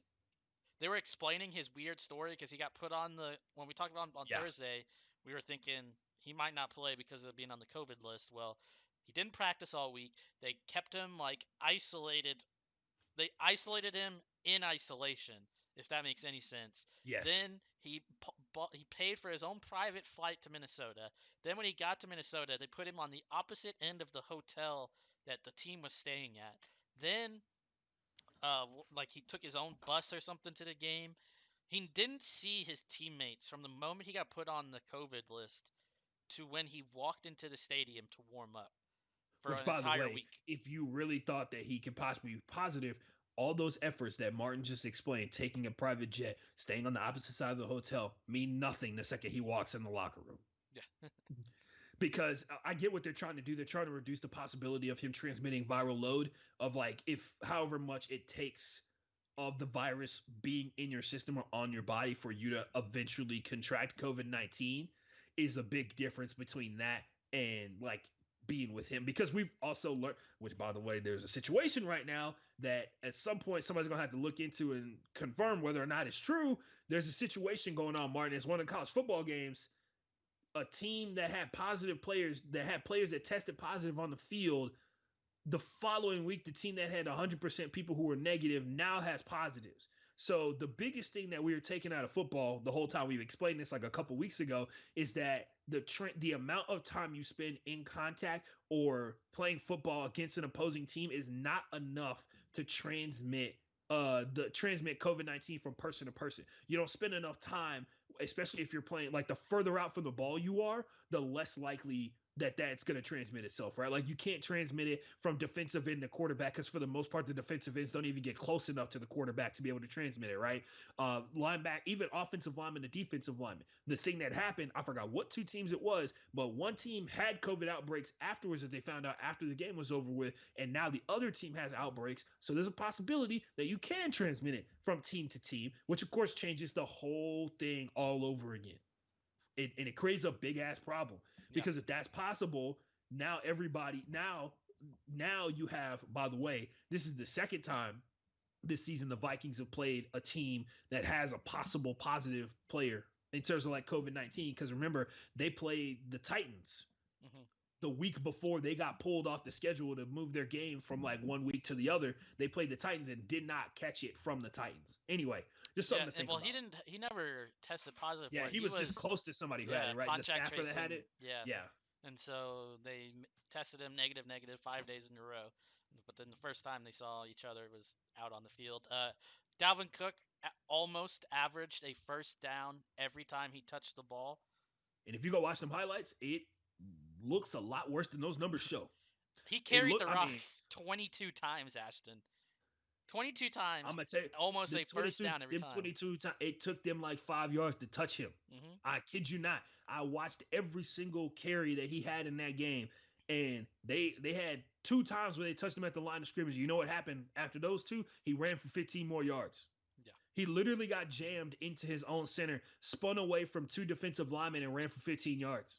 So sometimes when you're on your own, but if there was a picture that doesn't, if there's never been a more fitting picture to define a game where you ran for 205 yards, there's a photo of Dalvin Cook, and I think it's his first rushing touchdown of the game. He's running away from the entire Lions defensive line. There's nobody within 15 yards of him, and he's holding the ball out in front of him, doing the celebration into the end zone. And the Lions players are slowing up because they know they're not going to catch him. So the Lions defense, like I mentioned before, probably just as bad as the Texans, Yeah. if not worse. So the Lions had one of those games that if you ask somebody that's a NFL fan that's been watching the like just NFL in general, if you ask them to describe the Detroit Lions, like I don't even know, like past 5, 10, 15, 20, 25, 30, 45, 50 years, this would be the epitome of what they have been for as long as I can remember. They had a 15 play drive at one point turn into a field goal.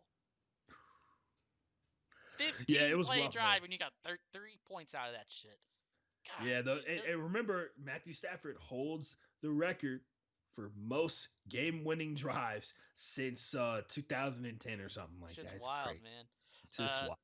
Ashton, we've got 3 more games to cover, and then we're going to talk about, or you're going to talk about the primetime games against one another. I'm gonna Uh, need your help on this one, as usual, Martin. You got to judge some of these. We're gonna just you're gonna tell me whether those. So what's gonna happen is after we finish these 3 games, because they're all like the 3 worst games in Martin's opinion, and based off what I'm seeing on the screen, I agree.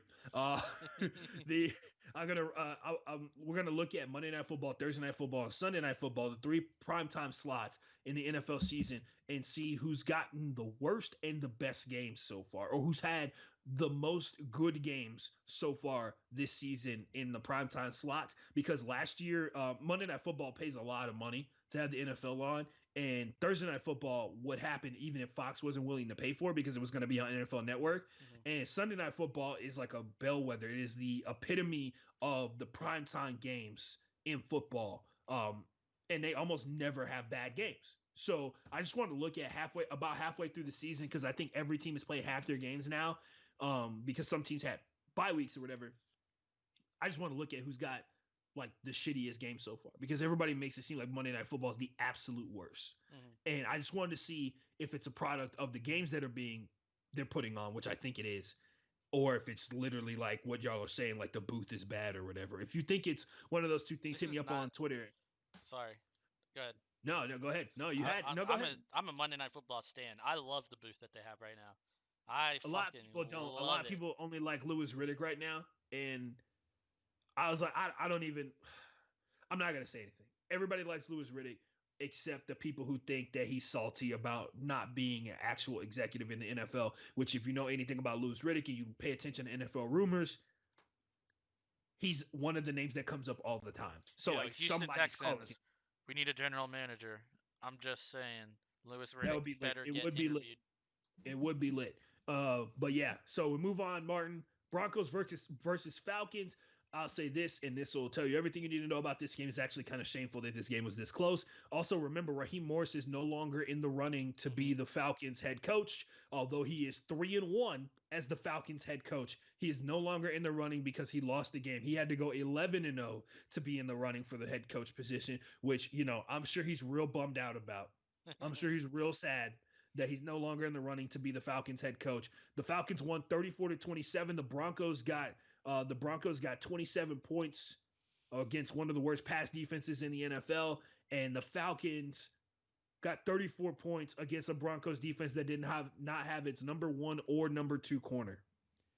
So, Yeah, as soon you as got anything else? I actually saw that news from you when you were on Twitter early Sunday morning, and Yeah, I so got lit up because I said Calvin Ridley and oh yeah, Julio Jones uh, versus the number 1 and number 2 versus the Broncos defense without their number 1 and number 2 corner, and then 3 people replied Calvin Ridley's hurt, and I'm like, good point. so next man up. So anyway, so Yeah, I saw your tweet and about missing the first two corner. I was busy putting a DFS lineup together, and as soon as I saw that, I was like, Matt Ryan, Julio Jones, Russell Gage, Todd Gurley, whatever the fucking Falcons tight end is. Like it hurts. I just stacked like from top to bottom, the entire Falcons fucking offense when I found out their top two corners are out, and it didn't pan out. Yeah, so if you had just stuck with Matt Ryan, you would have been really well off because Matt Ryan had like almost 400 yards, I think it was, or he had 404 yards or something like that, and 3 Mm, touchdowns. he only had 284 yards, but yeah, he had three What? touchdowns. Yeah, that's what I'm saying. Like, Who am I thinking about? Who had? uh, Oh, it was probably Pat. Probably Patrick Mahomes. Who had 400 yards this week? Who's the top? It was fucking who's the top 5 Josh passing? Allen. Oh yeah, Josh Allen had 400 yards. You're right. But yeah, the Broncos. Yeah, that I mean that's what did them in, man. Also the Falcons should be pretty ashamed of themselves that this game was that close. The biggest news coming out of the Falcons so far is Takk McKinley got released. Down. So a lot of people were really bummed out about it because they wanted him to pan out because of, like I mentioned before, his draft day. He was Yeah. super pumped up and he was super bummed out that his grandmother could not be there with him. He took her portrait on stage with him and he cried into it because his grandmother never got to see her grandson achieve his dream. So hopefully, I wish the best for Takk McKinley. I don't know. I honestly need to do some more research into that situation because it seems like there was a lot more going on because he had that. Remember, I sent you that tweet where he was just like, the Falcons are fucking dumb. They They're could have got a third and a clowns. fourth. He said they're clowns because they could have got like a third or and a fourth for him or like Mm-hmm. a fifth and a sixth a year later and they still won't do it. And I guess it was like his way of trying to get cut or whatever. So Takk McKinley gets away from one of the worst defenses in the NFL. So there you go. Hopefully he gets picked up somewhere. I'm sure somebody likes talented players, but don't know if they'll be down for the whole like calling the entire organization clowns Yeah. thing.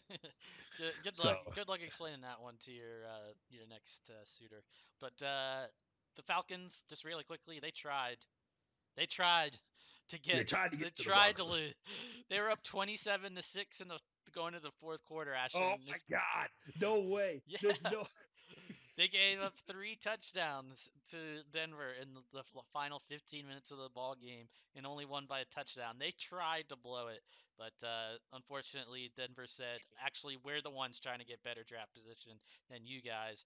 And so yeah, that's my biggest takeaway from the game. Atlanta tried to throw it. Next up on the list. Oh sorry. Cool yeah. photo that came out of this game.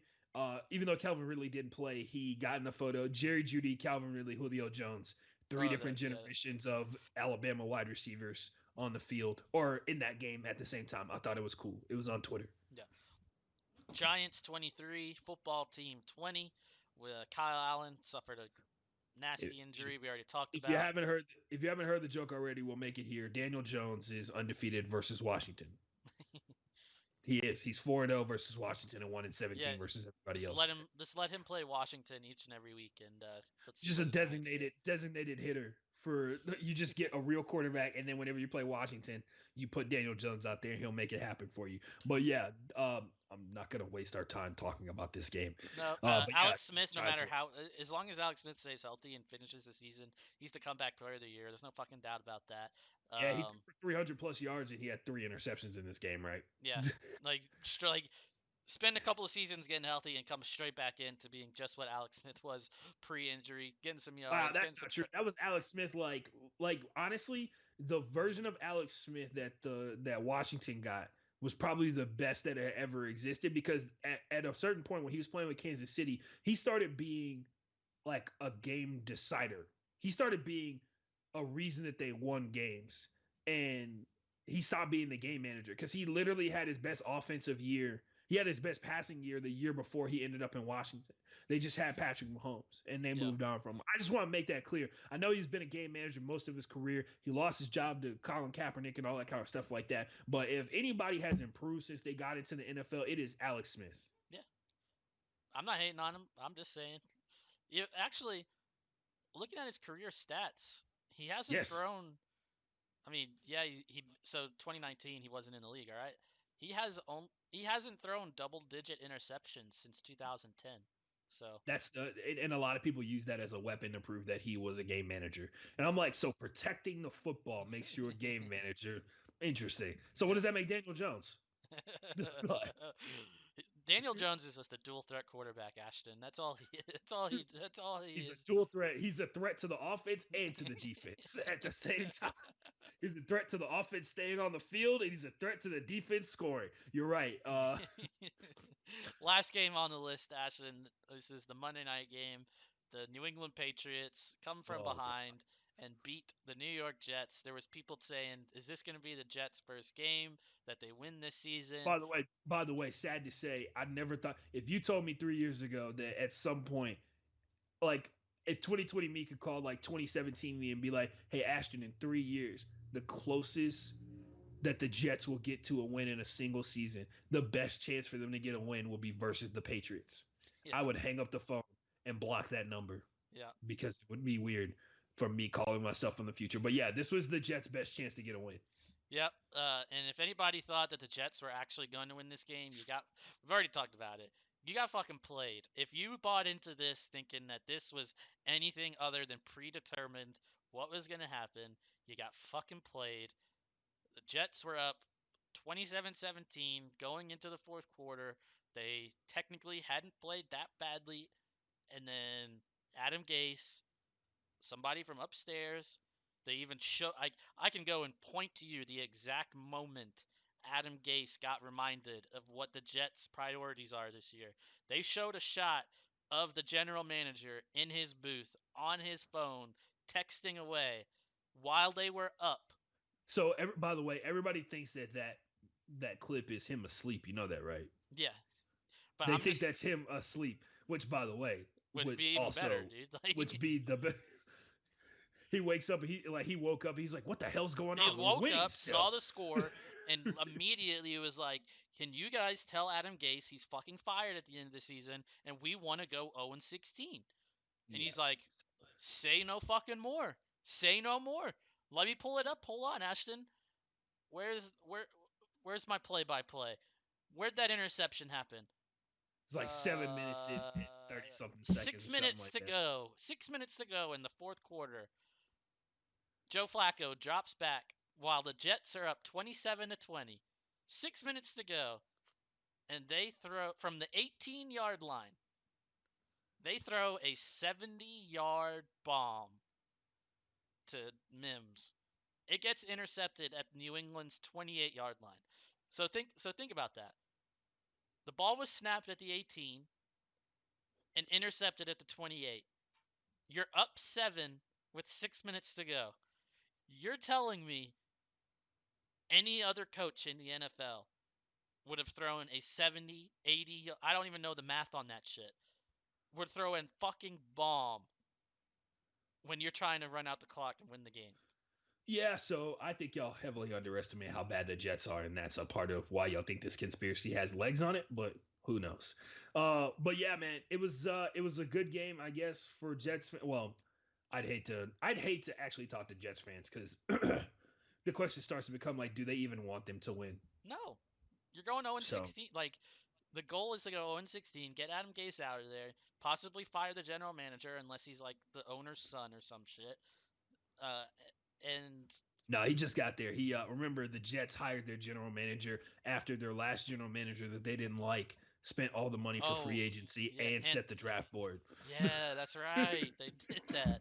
So, yeah, I don't know what the fuck's going on with the Jets. They don't probably know what's going on. All they know is that Trevor Lawrence is. I mean, if we don't talk college football a lot on this show, but if this past weekend did not prove how valuable Trevor Lawrence is, I don't know.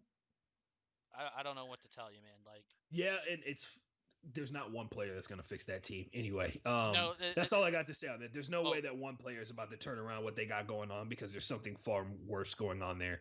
yeah, it's Adam But Gase. shout out to Mekhi Becton. They took a photo of Mekhi Becton, and in the tunnel he looks like Darth Vader. I'll send it to you after the show's over. No, you already sent it to me. Oh yeah. He looks like Darth Vader. However, apparently that injury that he suffered was Yeah. a chest injury that he couldn't breathe. So Yeah. hopefully he's all right. But that's our Week 9 recap, Ashton. Tune in, everybody, on Thursday as we look ahead to Week 10. We've got one more segment here before we wrap up the show. Ashton and I are going to look at the primetime matchups and kind of get a piece of paper out here, get like something to keep a tally on, because basically I'm gonna read off these games and you tell me if it was a good game when we watched it. Okay. And we'll look at who's got the most points at the end. So we're going to go through all the primetime slots, which is Thursday Night Football, Sunday Night Football, and Monday Night Football. And we'll look at so far. Well, at the end, in theory, we should have a power ranking of like who's getting the best games. Because we can sit here and talk about the expectations. Like the expectations for Thursday Night Football is going to be bad. Everybody has that mentality. So when the game is like relatively competitive, people appreciate it a lot more.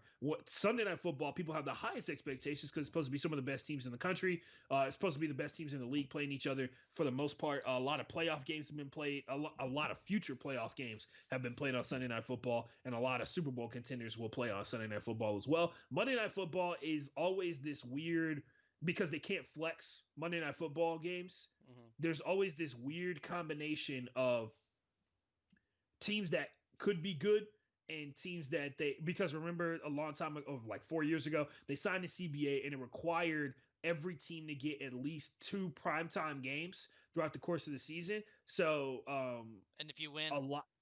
Oh, sorry. I thought it was if you won 8 games, you get a prime. Okay. No, I thought it was like everybody gets at least 2 primetime games, which is why you see on Thursday Night Football, they just dump bad divisional matchup games. But Sunday Night Football, Thursday Night Football, all those games, they are also, there's like a favoritism kind of thing that goes on, and it shows itself pretty obviously because ESPN is critical of the NFL at times, because remember when the whole Colin Kaepernick thing went down, they were like one of the few networks that was really covering it like hardcore, although ESPN is one of the few all sports networks. So the NFL definitely, they probably like side-eyed, and they had a guy in the office who was pretty upset about the Colin Kaepernick thing. And ESPN gave a microphone and gave a platform to a lot of the issues that Colin Kaepernick spoke up about. And it begs the question of like, why would the NFL be mad about that? Anyway, moving on. So we'll start here with Monday Night Football. Martin, you tell me if it was a good or bad game, and you mark it down on whatever you're using to mark down if it was good or bad. If it's bad, it's no points. If it's good, it's 1 point. All right. Okay. Pittsburgh Steelers versus the New York Giants. That was a game where Daniel Jones was under pressure 64% of his dropbacks. One's bad. Final score right? is 26-16. 0 is bad. 1 is you get 1 point. You get 1 tally mark if it was a good game. 0. Tennessee Titans versus Denver Broncos. That was the doubleheader out there, and Daniel Jones was under pressure like most of his draft. Drew Lock was under pressure for most of his dropbacks, and it came down. Oh, this is when Gostowski couldn't make a single field goal. Okay. No points. 1 0. point. 0. Raiders versus Saints. That was the game where the Raiders made us confused for the very first time. They made us very confused about whether or not they were good, and the Saints had one of their worst performances of the entire season. 1. Okay, so that was a good game in Martin's book. Chiefs versus Ravens. That was the game where the Ravens had one of their worst performances of the entire season, and the Chiefs were just on some other shit. 1. Okay, 1. That was a good game in Martin's book. Packers versus Falcons. 0. I don't even remember this game. 30-16. 0. Saints versus Chargers. This is the overtime game where literally the Chargers led for 3 straight quarters, and they went into They led until there was no time on the clock in the fourth quarter and lost in overtime by a field goal. 1. Cowboys versus Cardinals. 0. 38-10. 0. That was Actually, a bad game. Personally, that's a 10 for me, but That's a -1 for everybody else who was watching, to be honest. This is the game where the Cardinals were up 21-3 at halftime, if you did not know. That's a 0. 24-10, Rams versus Bears. This was the game where they featured Aaron Donald and Khalil Mack a shit ton, and we liked it. Final score is 24-10. Was it a good game? or No, did the Rams just we play well? we enjoyed it, but it wasn't a good game. Was not a good game. This is 2 weeks ago on Monday Night Football. Tampa Bay Buccaneers versus Giants came down to the final play of the game in a sketchy type situation where Antoine Winfield Jr., which by the way, shout out H Town, he's from the Woodlands. So I'll give it a 1. It was a decent score. that was the game where the Giants at halftime led 14-6, Yeah. and people were scared that the Buccaneers sucked. Little did they know they actually do suck. The Patriots versus Jets last night, was it 0-1? I think most people have probably enjoyed it. I'll give it a 1. Okay, going on a 1 on that one. Moving on to Thursday Night Football. Oh, here we go. Week 1, Thursday Night Football. Chiefs versus Texans. 0. 34-20. Week 2, Browns versus Bengals. This is when Joe Burrow had his 300-yard game, and the Browns came off that game where they scored 6 points versus the Ravens. I gave that one a 1 because it was a one possession game. And it like both teams have done a lot better since they played each other in that game. Dolphins versus Jaguars. I don't even remember. Oh, I do remember. This is when Ryan Fitzpatrick set the record for like most passing touchdowns or something like that in a single game by a Dolphins quarterback. 31-13 was the final score. So that's 0. 0. 0 or 1? 0. Okay. Week 4, Broncos versus Jets. 0. The Jets lost by 9. I don't even remember that. Oh, that was the game where Greg Williams sent him out there to dive for Drew Lock's legs, right? Yeah. The last drive, he just fucking headhunted the quarterback. Who, Buccaneers. If you could name the quarterback that played that one random game, I'll give you a gold star. Oh man, Drew Samiza. No, Drew Samiza is the left guard, the right guard for the Vikings. I remember this so vividly. Goddamn, when it was happening, because I remember thinking, it wasn't the dude from Northwestern. Who you got? Who was it? Brett Rippon. Yeah, Brett Rippon. His dad's like a coach in the NFL, right? His dad used to coach in the NFL. Used to play in the NFL or some shit. Yeah. The Bears versus Buccaneers. This is when the Bears won on the final drive of the game, and Tom Brady forgot it was 4th down. It was a snooze fest, but I think the fact that we got the meme of the 4 with Tom Brady, I'm gonna give it a 1. This is the first Amazon Prime game too. This was the first of the Amazon Prime games of the entire season. So, Bills versus Chiefs. The final score was 26-17. This is when the Chiefs exposed the Bills for the first time the entire season. Does this count since they played it on Monday? But it was the Thursday Night Football. It's supposed to be a Thursday Night Football game. Yeah, it was the Thursday night game. It aired on their network. So yeah. 0. Okay, that was when the Bills like legit had no chance. I think at one point they were down 21-0 or something like that. Next game, Eagles versus Giants. Remember this one? This came down to Daniel Jones's 80-yard run. Daniel Jones's 80-yard run, and the Eagles scored 2 touchdowns in the fourth quarter with less than 10 minutes left in the fourth quarter. I'll give it a 1. The Falcons played the Panthers. This was the Thursday Night Football game where Teddy Bridgewater got knocked out, and PJ Walker came in and played a little bit. It rained a little bit.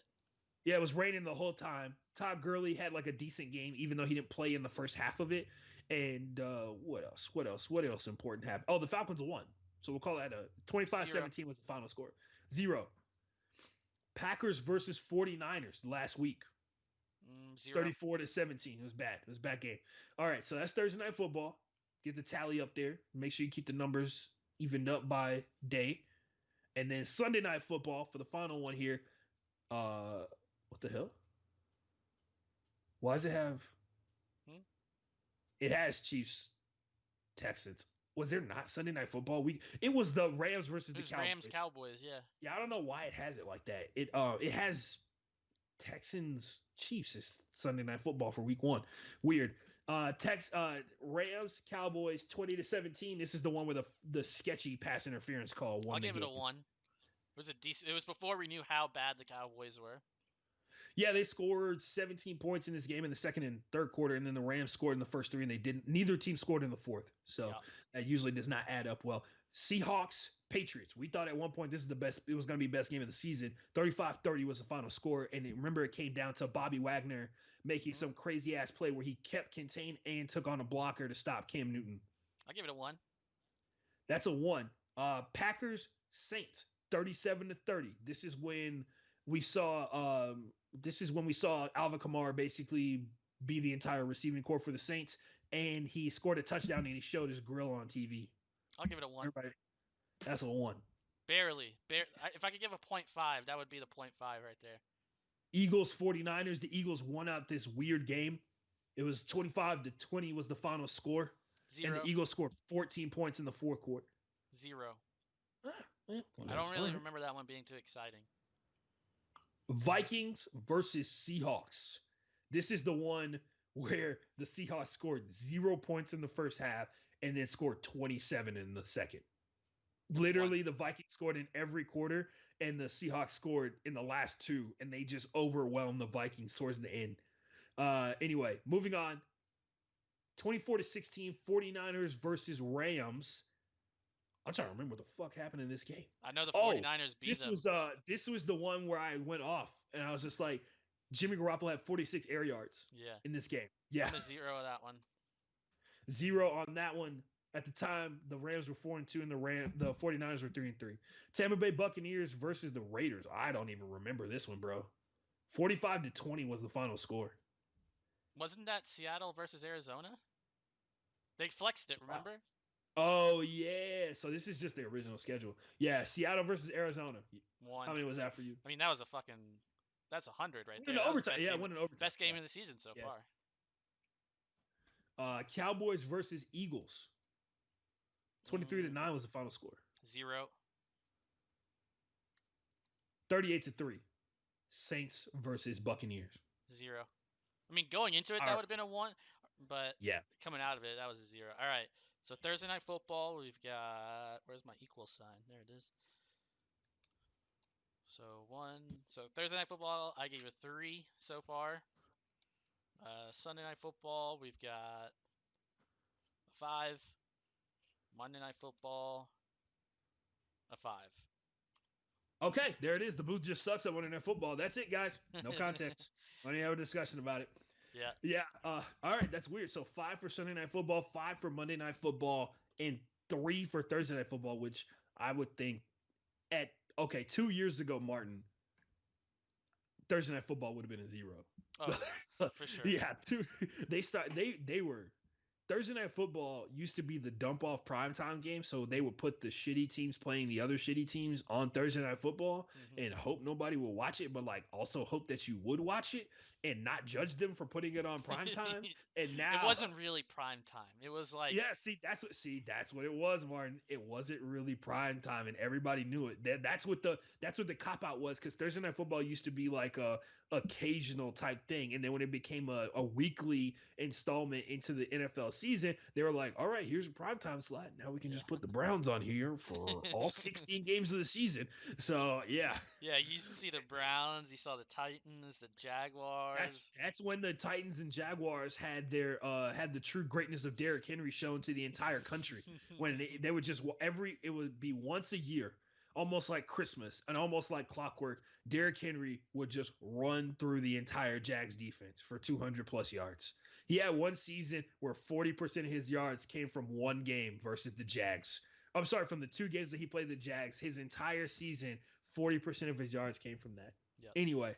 Yeah, Ashton, right, Martin, that's our Week else? 9 recap. We talked a little primetime football. By the way, you can get into primetime action over there on Thrive Fantasy. If you download it on Google Play and the Apple App Store, you can get in on the Thursday night action, the Monday night action. The Sunday night action gets included. I don't know if they do just Sunday night by itself. I don't believe so, but definitely gets included with the Sunday all day, like from noon. You can get. I mean, there's 8, 9, 10 hours of football on Sundays. It's fucking glorious.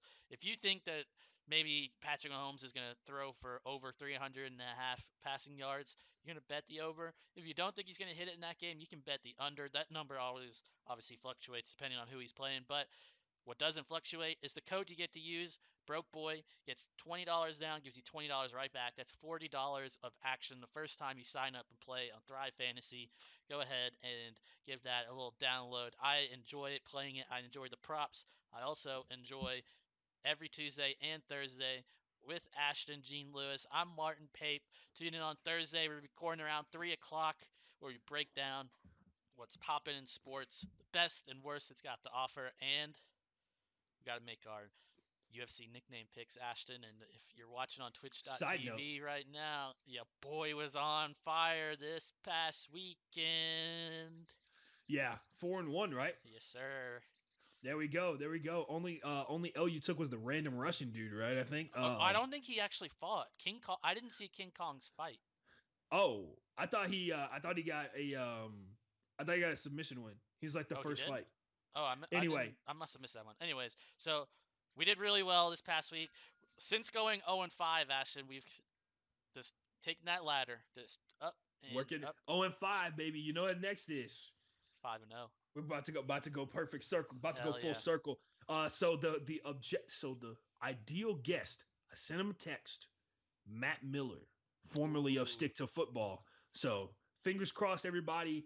We tried to get Tyler done last week, and then things went to shit at Bleacher Report really quickly. And also, I guess this is the point in time where we say thank you to all the people at ESPN who got laid off, who gave me and Martin a lot of good times as sports fans, that molded us as like budding sports broadcasters and helped us enjoy sports on a level that we didn't even think was possible. And I know a lot of good people got let go, and Including the it's entire and ESPN honestly, esports team.